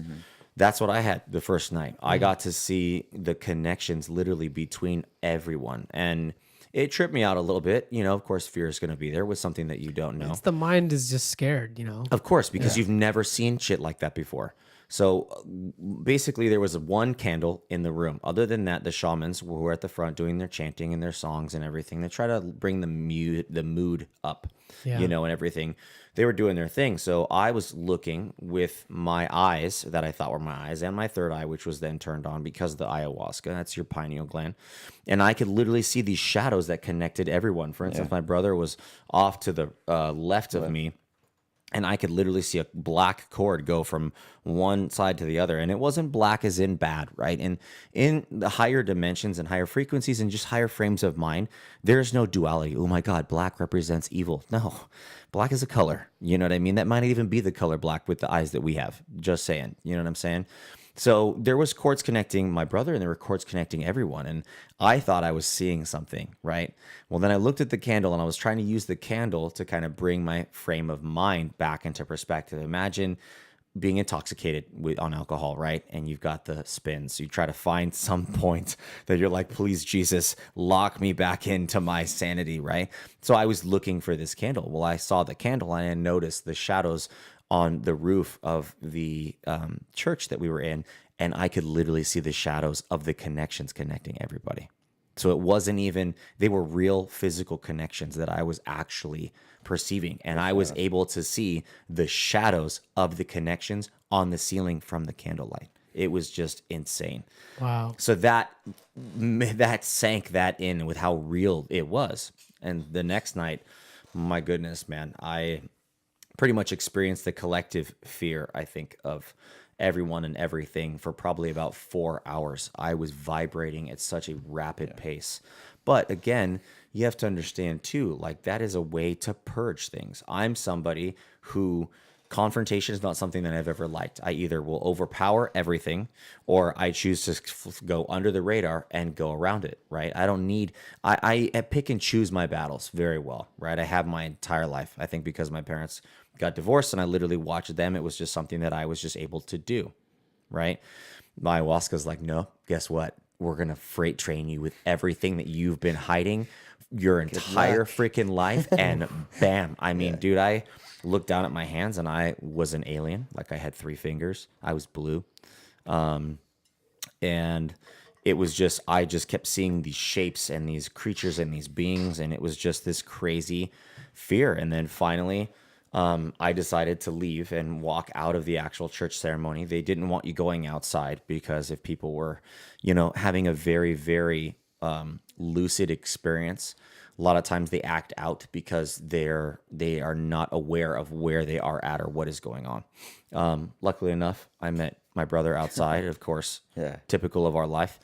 And as I'm You're not supposed to be together. tripping out, right? So everybody was independent on this journey? Well, everyone is independent in the journey. They tell you that you're not supposed to talk to anyone. Now, mind you, that's not all ayahuasca ceremonies. That's this particular church. Right. So in this one, you guys were all in this one place together? Yeah. And then both of you decided to walk outside of this place. There were restrooms that were around the corner that, you could, if you were really not feeling good, you could go into the house that was next to the church. Vomit or whatever, right. You don't know. If you wanted to go outside and purge, so to speak, or vomit on the earth, Mother Gaia, you're more than welcome to offer her what you are purging. Or, you could use the bathroom or catch some air, whatever, right? Yeah. So we actually left the grounds and we decided to go walk into the wilderness, my brother and I together. And because I was upset. I mean, I was just going through it. And it's not crying. I just was scared. You didn't know what was happening. I had no idea what was happening. Yeah. My literal body was vibrating on a frequency that I don't even think I could have comprehended. That makes sense. So we were outside and, he was trying to calm me down a little bit. Makes no sense, I should say. Right. And I looked up at the stars. And when I looked up at the stars, it was so crazy because it was like all the stars moved together and formed a smile. And once they formed that smile, something in me was like, everything that you've been through, all the fear that you just experienced, everything scary that you have ever had to transverse through came through your life for this point right here, to where the stars can move and show them that they're proud of you or happy for you or whatnot. Wow. And we stood outside and we were watching, shooting stars and all kinds of stuff for a couple minutes until we got called back in. Yeah. What are you two doing out there tripping out? Yeah. But you had a certain level of awareness about still who you were and your identity? Of course. It's not some, everyone's like, oh my God, you're going to lose your faculties, and I hate to be crude, but it's like, you're going to shit your pants, you're going to vomit your brains out and all these other things. Let me tell you, I didn't throw up once. Now, mind you, I am, with everything that I have had going on with my stomach, I've taught my body how to very much so control itself. So if I don't want to purge, I won't. It's not going to happen, right? If you're somebody who's squeamish, you're definitely going to purge. You know what I mean? Like, and, but again, to me, it has to do with the state of mind you're in. It has to do with, the diet that you partook in and everything like that prior to. Yeah. What was your experience like? I mean, it was very similar. Like the first night was very like euphoric and, it was just kind of what people you typically talk about. Like you're just seeing like different colors and, same thing, except I saw different color strings all over the place. So the same kind of string thing, like I was actually, a lot of the times, I don't know, as soon as I would feel the effects, I just wanted to go outside. So I would go outside and then come back inside. And, I've always kind of been like being by myself or just going out to be by myself for a little bit and then coming back in. And during that process, I mean, the first night was just very, very euphoric. Again, just looking at all those colors. And then the second night, I went into it with a different intention because I was like, okay, like this is supposed to be an experience, that's supposed to help. So I was like, okay, like maybe just open up and let go of what I think this is supposed to be and just ride the wave. And that night was much different because I started meditating instead of just wanting to go outside. I closed my eyes and was just focusing on my breathing, and I'd known about Wim Hof, so I was just kind of doing a little bit of that. just to build up my energy. And then like out of nowhere, like I just saw like this, the only way I can describe it is like a phoenix, but it was like black in colors, but like the beak was multicolored, and like the fire that was coming off was multicolored as well. Wow. And like just I don't know like how it just transitioned, but all of a sudden like I was just on the back of this bird flying up into space, and I was literally looking at the Earth in space, and then I forgot what it's called, but there's like this Tesla coil. It's like two rings that are wrapped around each other, but they were gold wrapped around the Earth. And then I came back, and it was like I came back right into the spot where I was doing ayahuasca. And it's like, if you've ever seen, oh man, what's the movie? Not Beverly Hills Ninja, or is it Beverly Hills Ninja with Chris Farley? Yeah. When he meditates, and when he comes back, he can't come back into his body, right? So he comes back and he always hits his body and goes flying into the window. That's how I felt. Like I came back so hard that I hit myself. And when you jump in your sleep, I jumped and woke up and was like, oh my God, I'm still in this room. And everyone's doing ayahuasca. And that's when I went outside, and that's when we ended up meeting up. Yeah. Because I was like, okay, I got to go outside and I just got to chill out. We were both needing to chill the hell out big time. And because to me, what that was kind of like what he said, like I wasn't, and again, I'm not saying that I'm like some martyr or whatever, but I could feel like everything that was going on in the world, to some extent, and just kind of the realization of all of these things that are going on. And it was just kind of like, the death and rebirth. And that's really where I really came to the thing that I've been on like ever since then. And it's just, let it go. Like that's all that I heard pretty much while I was going through that process. And that's what it showed me. And that's what has set me on where my life is right now. It's every process that I've been in, when things aren't working and I feel like there's a struggle or things just aren't resonating right. It's usually the universe just whispering, let go, and whatever happens is going to happen, and it's crazy because that same thing, like I was going through a relationship, as well. Like my girlfriend and I had already, ended things, and it was just a hard process for me, like probably one of the hardest times for me, just because relationships have always been kind of hard for me.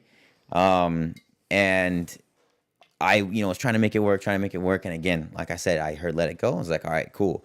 I had, I came back and, went into the process of life because it was hard for me to transition back. And of course, life happens. And, the one time that I'm not disciplined is when I'm in relationships, just because it's hard.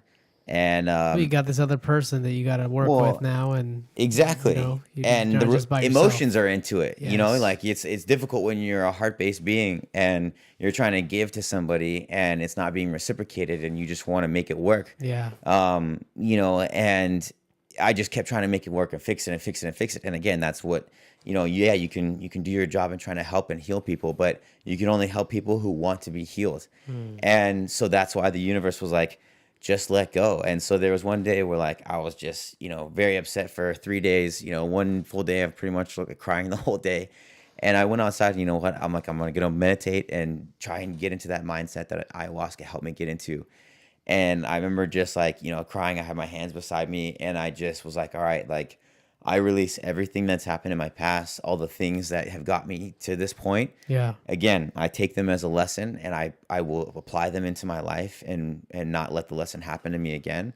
But I release everything. And then 3 days later, I happened to meet my girlfriend who, You're this welcome. is like the best. Yeah, exactly. What happened? You found him a girlfriend? Hell yeah, bro. yeah. Damn. The big brother on the spot. That's what I mean. 2 seconds. But That's what I mean. Slacking my ass, bro. I'm just too far ahead. Yeah, exactly. Look at this guy. So funny. But that's what, everything is, again, it didn't happen, super long. And like I said, it was 3 days after that. And then all of a sudden the best part of my life started to transition into all of these different best parts of my life. Because of surrender. And the thing is surrender. Each time I've gone through it, right? Like I've still had to go through the process again of letting go. Like I've been through different, places that I've been a personal trainer at, through different gyms. Things just weren't working out.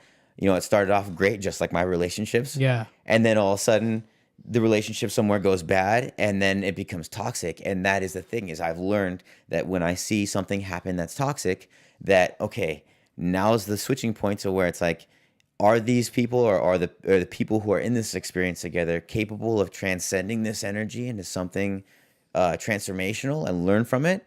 Or is everyone so focused in their root chakra and so focused in the stress that they can't see it? And now I have to remove myself because it's going to bring me down. And that's just the process that it just keeps cycling back and forth. And again, there's some times where, again, I want to be like, no, I want to help. I want to stay.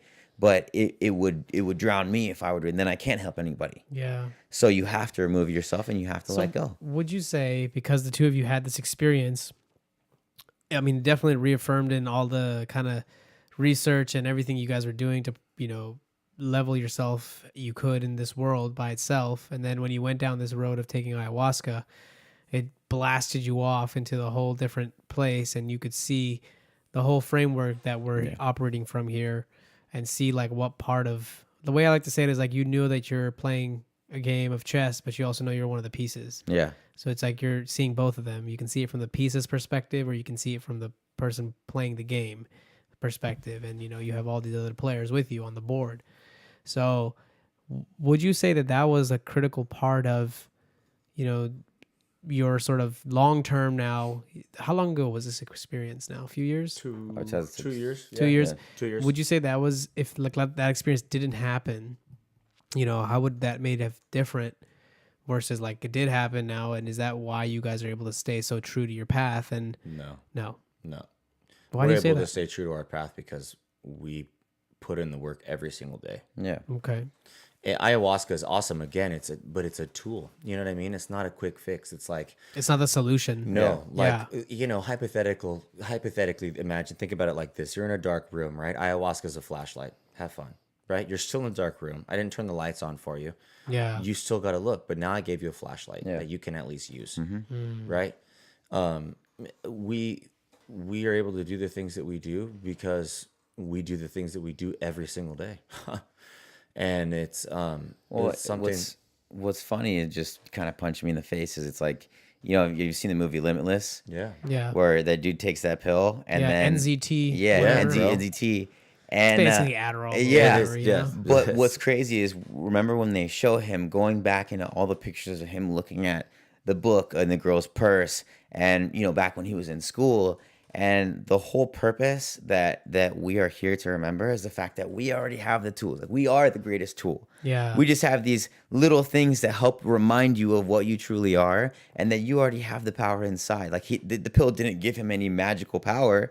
I mean, other than the fact that he was able to remember better, but he was able to remember everything, you know what I mean? And also find a solution. And like I said, back to being active versus reactive, he was now deciding, okay, well, now I'm going to do this to expand my money, and now I'm going to do this. And it was all a process, but he started in the beginning.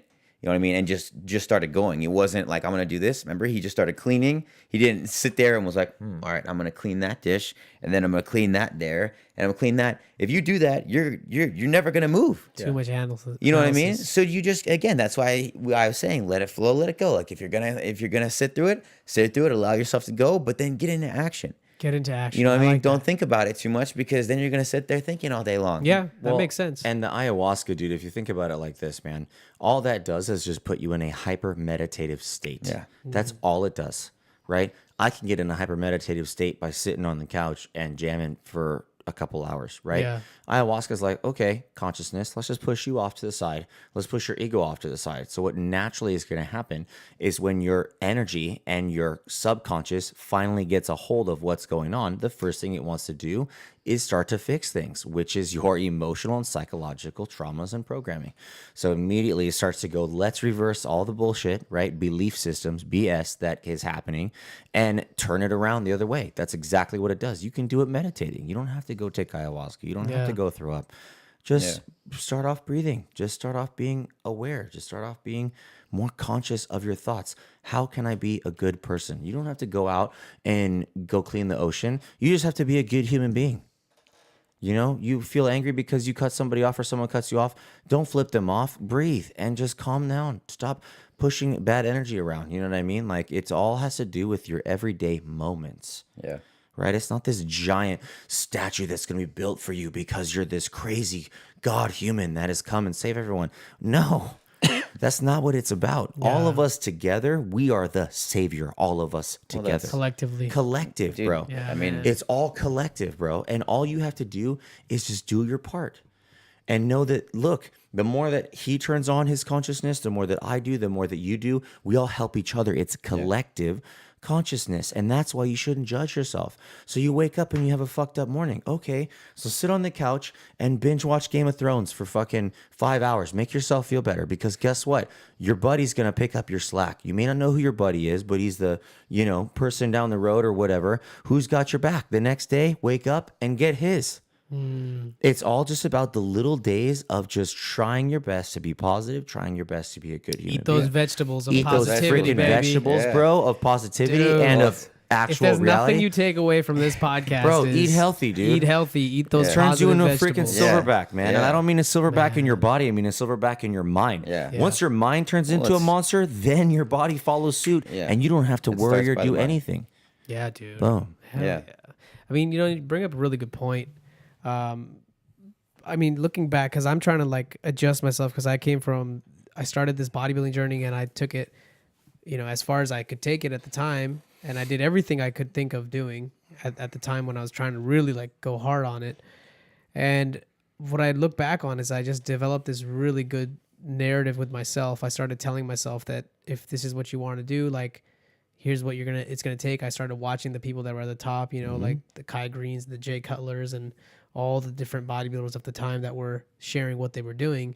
I just started studying everyone, and I started looking around in the gym a lot and started to observe all these things at a very small, scale that were the main, reasons why I was getting what I was trying to do and why other people weren't, which is because I was always reflecting on everything I did. I would write everything down in the workouts. I would write everything down that I ate. Dude, I remember seeing you come with Mood. your booklets Yeah, to the man, gym, just dude. a little, always Booklets. writing stuff down and making sure that what does this machine feel like, and I would write down the weight I used and the way I positioned myself, little notes, so I would remember it the next time. I remember. Because it was so difficult to see, why am I able to have a good workout this time and not another time?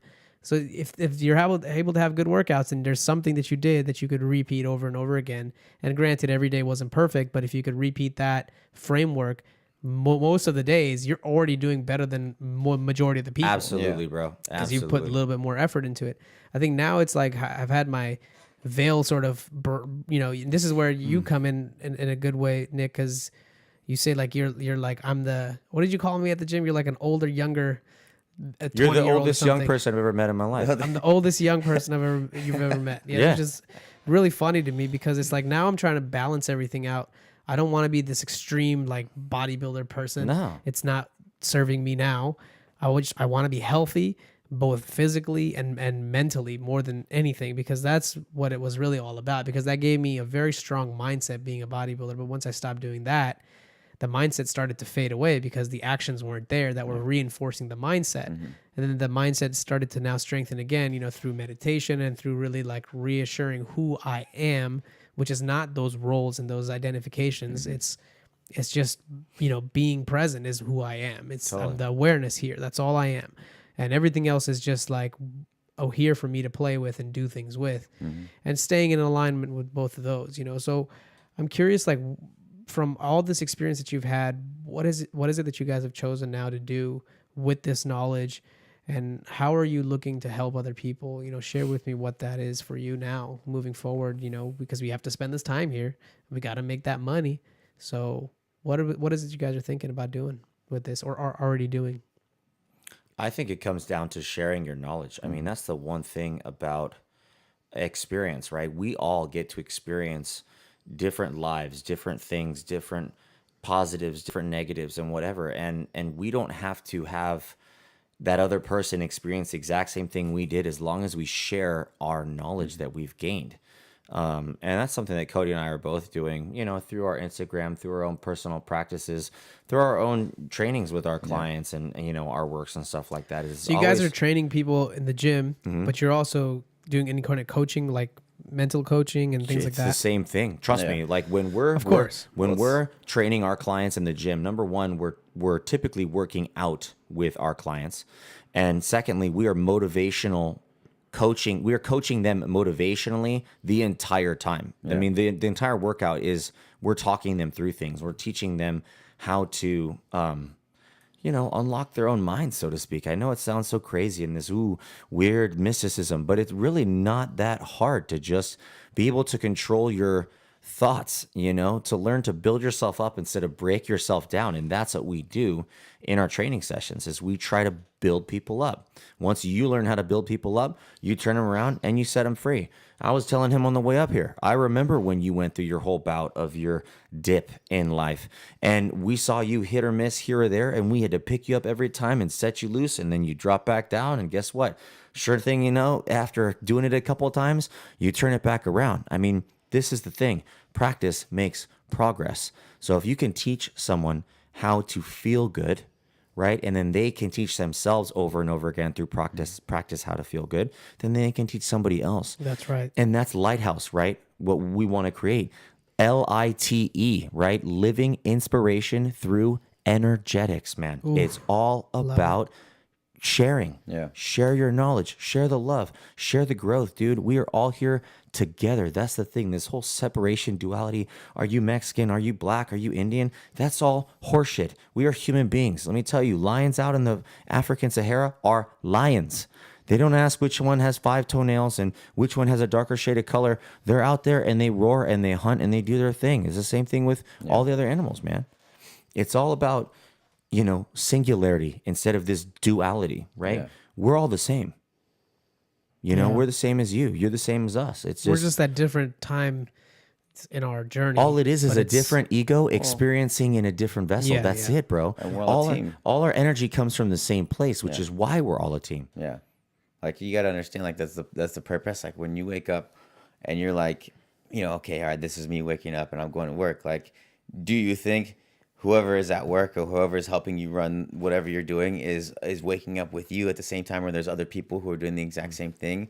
And it's like, if you go back to energy, which is the root of everything. It is with us, at least. You understand that there are other people who are getting up at the same time, and you pull from that energy. You understand that even though you don't know them, you do know them, because they are waking up. They're giving this energy. They're doing something specific for their family, as you are doing something for yours or for yourself. And that is the justice, because there's the camaraderie amongst everyone that, everyone's going to battle right now. You know what I mean? So it's time for me to go to battle too, to do my part, because we're all here to just raise up that energy, especially when, a lot of the energy is negative.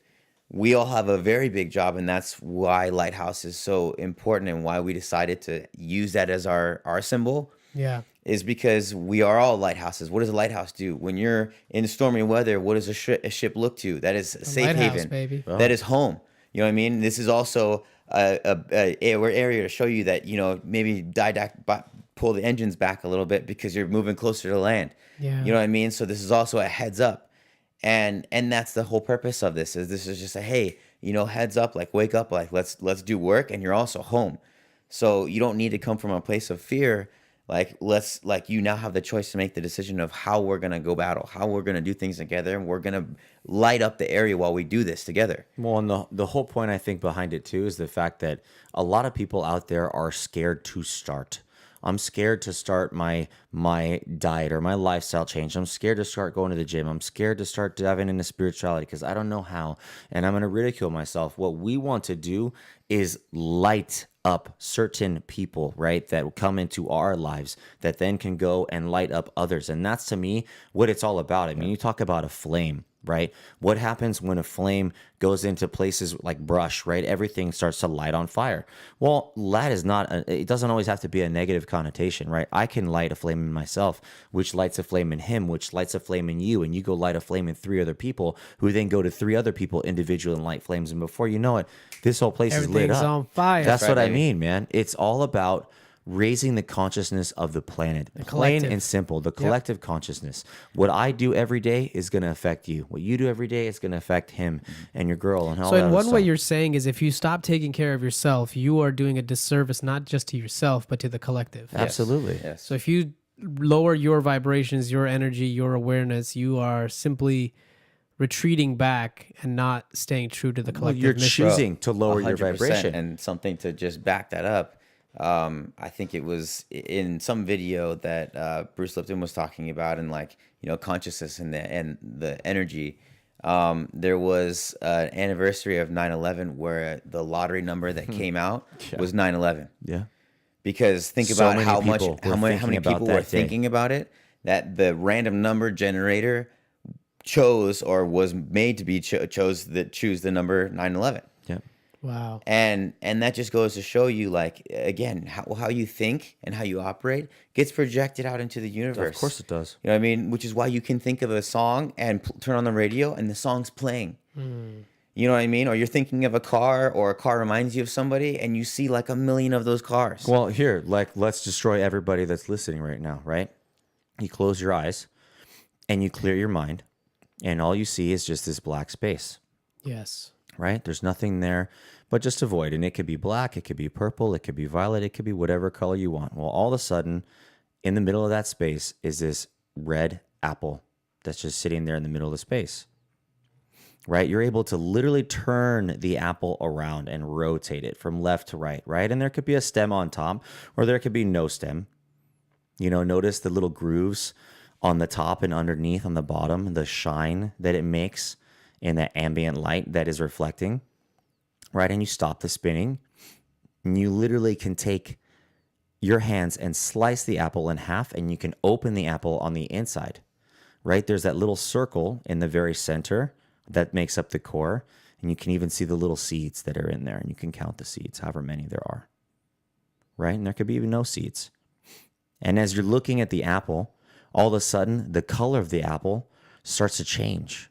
Why? Because as time starts to dissipate, the color of the apple and the oxidation starts to bring it darker, and it starts to become more of a lighter, kind of like yellow or brown kind of coloration. You can reverse the time and bring it back into that state, right? You can also take a bite of the apple and taste it. And as you taste the apple, what happens? You start to salivate, right? That is something that is in your mind that causes a physical reaction in your mouth to happen. What you think about, you feel. Exactly. What you think about, you are. And can manifest what you think about, physically. you are. And what you think about literally pulls to you, man. Yeah. It's so powerful. So the mind is powerful. insane. And, they try to dumb it down everywhere. Yeah. Oh, you're crazy. Oh, it's this. Oh, and they joke about it on the news and all that stuff. Number one, you want to raise your vibration? Stop watching the fucking news. Period. Yeah. Dude. And that's what the whole thing that we are doing and trying to do is, number one, show you that the foods that you're eating are bringing down your vibration. Totally. So you gotta make healthier, better choices. Yeah, there's comfort food, and there's times to have your comfort food, but you're not doing comfort food all the time. That's why moderation is huge. And I was watching this guy on First Form, who's the one who was talking about mindless eating gives mindless results. He's like, I eat chicken, rice, and broccoli every single day. And he's like, there's times where I'm like, yeah, I hate this. He's like, but I know exactly what I'm putting into my body, so I know the results I'm going to get. Yep. Much like how you said you write down your workouts and how you were feeling and where your body was. You know exactly what those results are. At least with this, it's going to be the same every single time. Mm-hmm. If it's the same weight, it's the same this, you're going to get the exact same thing, build the same muscle. At least with this, you don't have to worry about your energy, because that's the one variable, that's the question mark. This, exactly what type of energy you're going to get from it. Maybe better quality, it will give you better energy, but ideally, it's just understanding, and again, knowing what you're going to do is going to give you that result. As long as you stay focused on it. And that's the biggest thing. So are you targeting people specifically of any sort of, Everyone. Everyone, dude. Everyone. I have clients that are 12 and 13 years old. I have a client that's 65 years old. Men, women, whatever.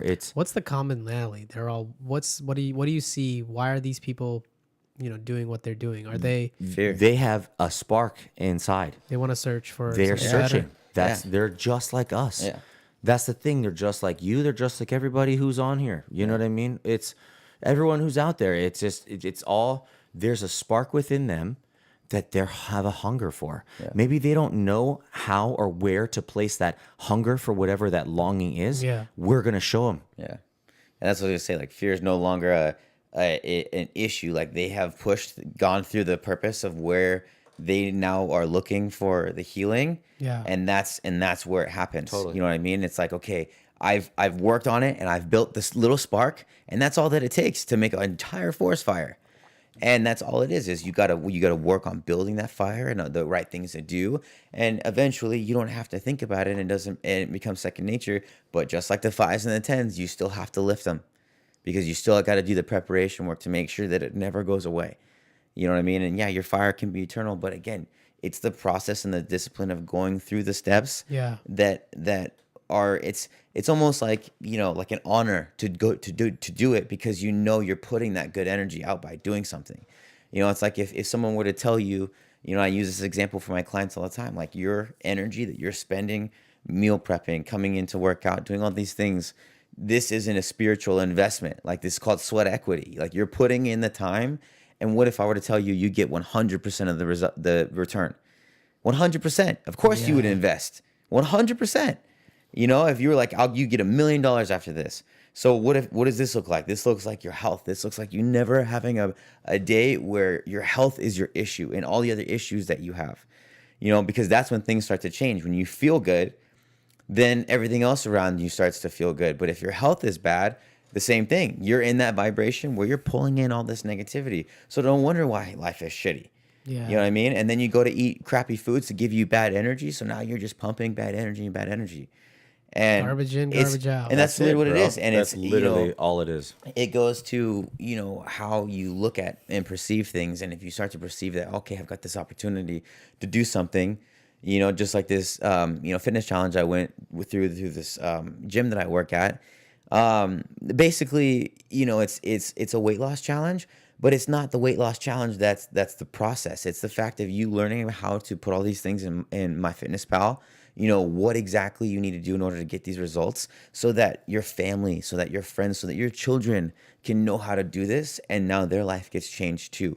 Again, it's the lighting the flame that lights the other one, or pouring your jug into water until that jug is clean, and then they go pour into somebody else, whatever you want to call it. You know what I mean? This is just a process of being able to help somebody so that they can help someone else. And that's, we say all the time, it's like, we want to change the world. And it doesn't necessarily mean I've got to stand in front of thousands of people. It starts by your neighbor. Yeah. You know what I mean? It starts by, listening to somebody. You know what I mean? It doesn't necessarily have to be personal training. Totally.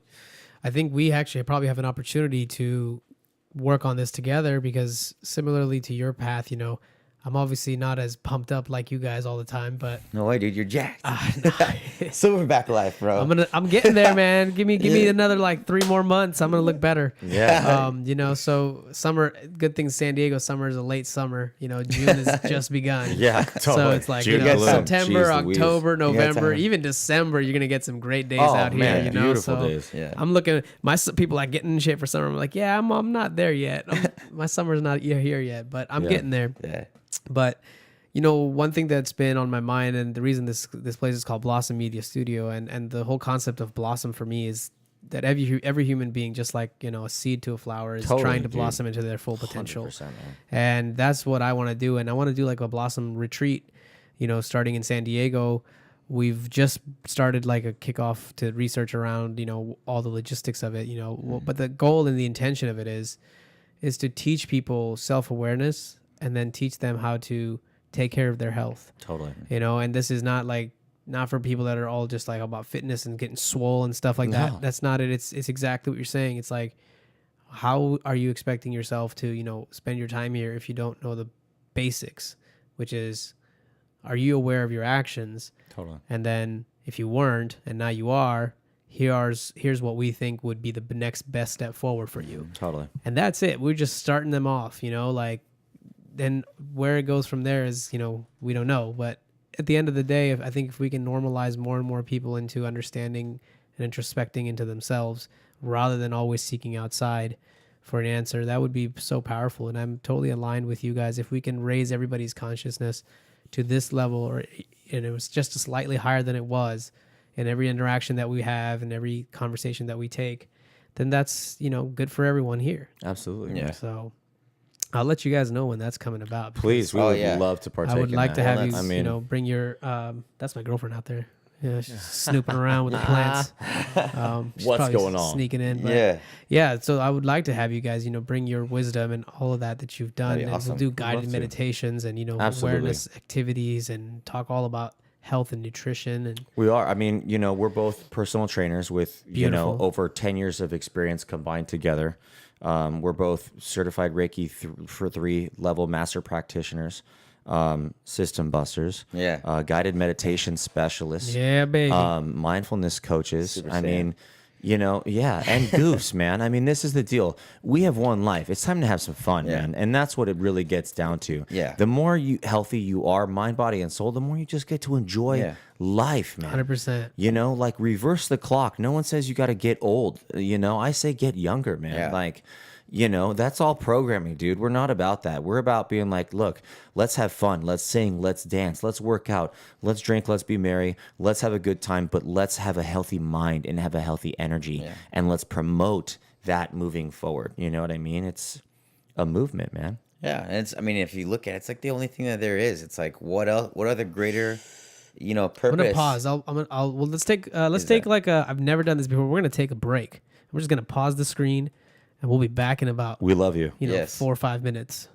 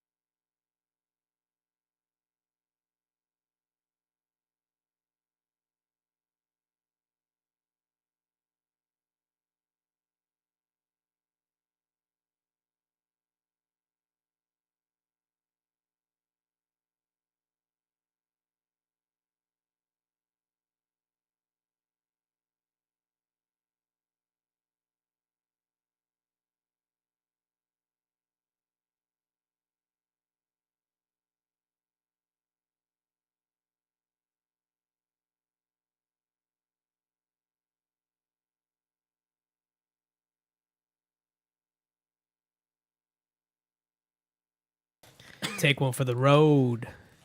And we're back. So listen, I've had nothing but a great time talking to the two of you.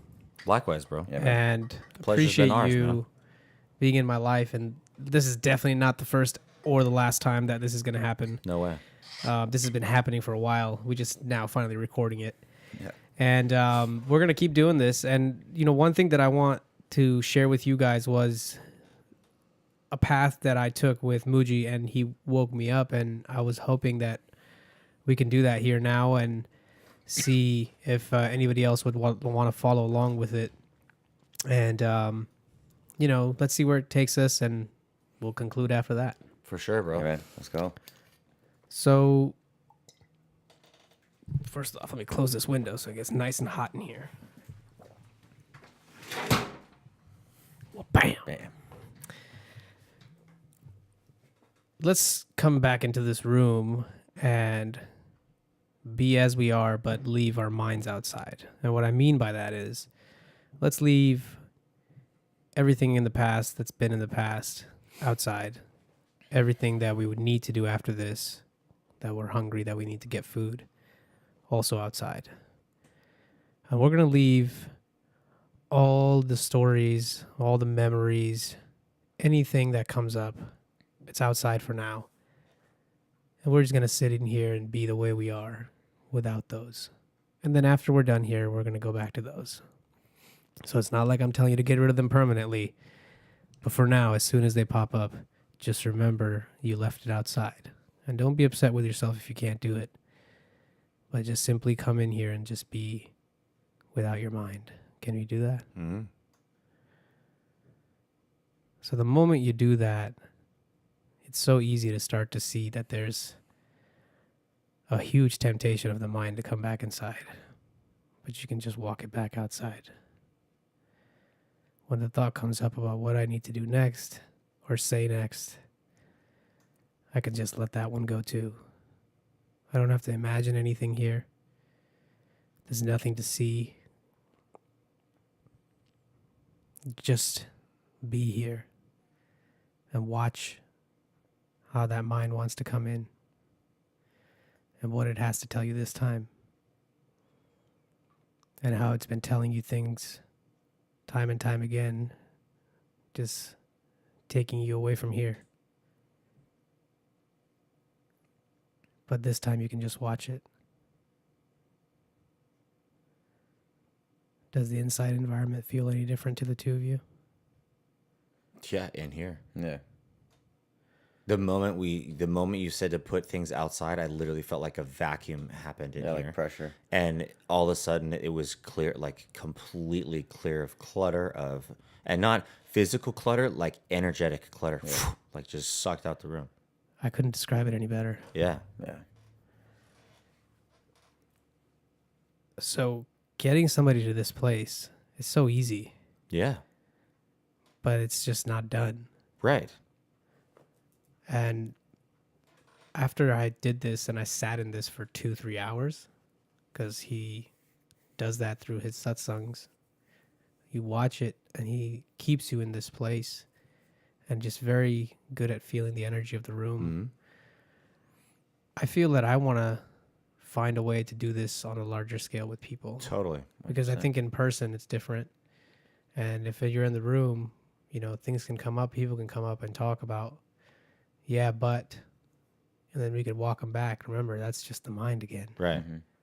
It's just another idea. Yeah. The truth is that you're just that awareness. Yep. And all of this is just passing you. Mm-hmm. And we keep that ecosystem going for, a few hours, let that sort of simmer. And then I feel that people over time will start to grab onto their mind less. Yeah. And that's sort of been my strategy on how I think I want to influence change. So I want to bring people back to their natural awareness. Yeah, bro. And once we can do that, maybe we can implant some better ideas. But until you realize that you're not any of your ideas, you aren't going to receive openly. Yeah. Totally. Well, you can't fill a cup that's already full. That's That's right. 100%. 100%. And you can't fill a cup that's got holes in it either. Yeah. So you got to make sure that that's repaired too. Yeah. You know, but your cup is important. Like that's, I think the basic is, because if you give to people too, you know, it's like you got to make sure you fill it back up. It's part of the process, part of the discipline. And part of what Blossom is, I want to create a space for people to come and fill back up. Yeah, man. I want people to come back to content that fills them back up, because every one of us is struggling through the same thing. Dude, if you can learn to fill yourself up, or if you can have somewhere where people actually, like, that is their focus, not, you know, financial prosperity, that they're going to create a business that they know people are going to latch onto, that's just going to give them money. Literally a place where you are going to heal people on the daily basis, on an hourly basis, on a minutely basis, because that's what they need. Dude. Well, abundance, talk about abundance, and I don't mean in physicality or wealth. I mean in health, dude. In health, in mental health, energetic health, emotional health, physical health, right? And there's nothing like that, not yet. And what you're doing though is, like, you know, it's like the Lewis and Clark, right? Like you're, you know, everyone who is doing all these, you know, talks about awareness and you know, in all the aspects, you know, mind, body, and spirit. Is teaching people how to understand that, because again, in a conversation I was talking with Nick, it's like, you know, when you're little and they tell you to go to school, they don't teach you how to concentrate. Yeah. And so this toughest thing as a child, right? Dude. They just assume, they just expect that automatically you know how to concentrate. Yeah. And so that's why some people are better at it than others, because some people adapt better than others. That's just how we are. You know what I mean? And maybe different upbringing. There's all these different variables, but no one teaches you the basics. Yeah. And it's so easy. It's so complex, but it's like, that's often the parts that get missed are the easiest parts, because people just assume, and it's like, we just get in this path of, oh, okay, well, it should just be automatic. And that's why the basics, that's why the 5s, that's why the 10s are so important, because again, it reminds you of the process. And sometimes we just want to go through it, but the process is the point. You know what I mean? And that is a reminder of every day. My friend Brad says, really, he's told me this yesterday.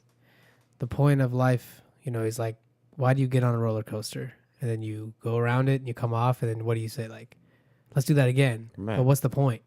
The point is to ride the roller coaster. Right. Right. Yeah. The point isn't to do anything else. It's to live the life that's here. To be in bliss, man. Yeah. That's it, bro. Play it on Legendary. That's You know right. what I mean? And that's what it is. And this is where, like, I think I'm hoping that we can create this. Honestly speaking, like, I think cannabis is being legal in California now, and we're being in San Diego. I think we can attract a lot of people to come here, be at the beaches. We'll do meditation. Totally. We'll do, you know, awareness practices. And we'll really want to create an environment. This isn't like a Tony Robbins seminar. No. This isn't like a 4-day, let me pump you with so much information that you're it's just an like, in and out kind of thing, man. we want Like, people to come and really heal. That's what I'm saying. You know, like, Yeah. come here and then leave here and feel like you've healed. Yeah. Well, just like what you said, leave your stuff at the door. Yeah. And just for a moment, you know, and that is the whole process. Like, that is why we lift. That's why you do Wim Hof, because it makes you present, and everything you're thinking about in the future, in the past, in the present stops, and all you think about is one thing, and that's relax. That's That's right. focus. And that's where the magic happens, because you have 100% control, and that's willpower.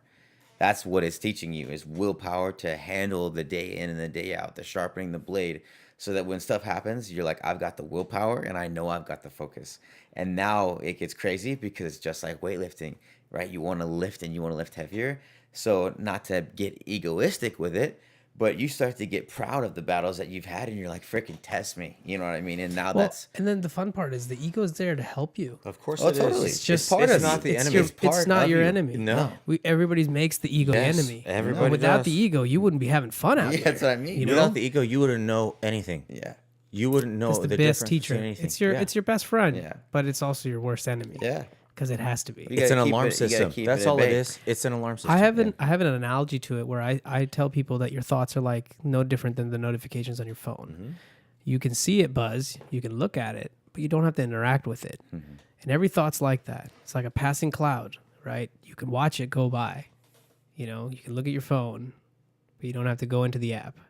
And we're trying to simulate all this with programming now, with, you know, how we're building these applications, and we're putting people's attention, wire them in subconsciously, program them, feed off of the biological impulses, the dopamine receptors. But just seeing all that, it's like we haven't figured out this amazing system that we have, but we've found a way now to distract us even more with the technology because we know enough about how the biology works to exploit it. Right. Yeah. But I think the hope is some people believe like singularity you've probably heard of is like technology hopefully will give us so much abundant time that we wouldn't have anything else to do. So there would be nothing else left but to look inwards. And when you start looking inwards, that's when the whole process starts and ends anyway. Totally. You know, like everybody's always looking for the stuff outside, but until they start looking inside, that's where the answers are and always were. Yeah. You just chose to look at selective things. There's so much other data in here. Yeah. It's constantly being collected. I just want to get people to come to this place and see that and feel that for themselves. I'm not trying to sell anybody anything. Totally. Yeah. I'll sell you to yourself. That's What I exactly mean, what man. it is. That's exactly what it is. Yeah. Yeah, man. Well, that's as real as it can get Yeah, on the Real absolutely. Abhinav podcast. So I think that's a good time for us to go get some burritos. For sure. All right, ladies and gentlemen, check them out. What's the website? It's going to be Lift House Fitness on Instagram. You can check them. Lighthouse. Lighthouse Fitness, Fitness. my bad. And then lighthousefitness.com. Yeah. Dot fit. Yeah. You should get .com too because people forget. Yeah. Right. Totally. Like me. Yeah. All right, take care, everyone. Later, guys. All right. Thank you. Bye.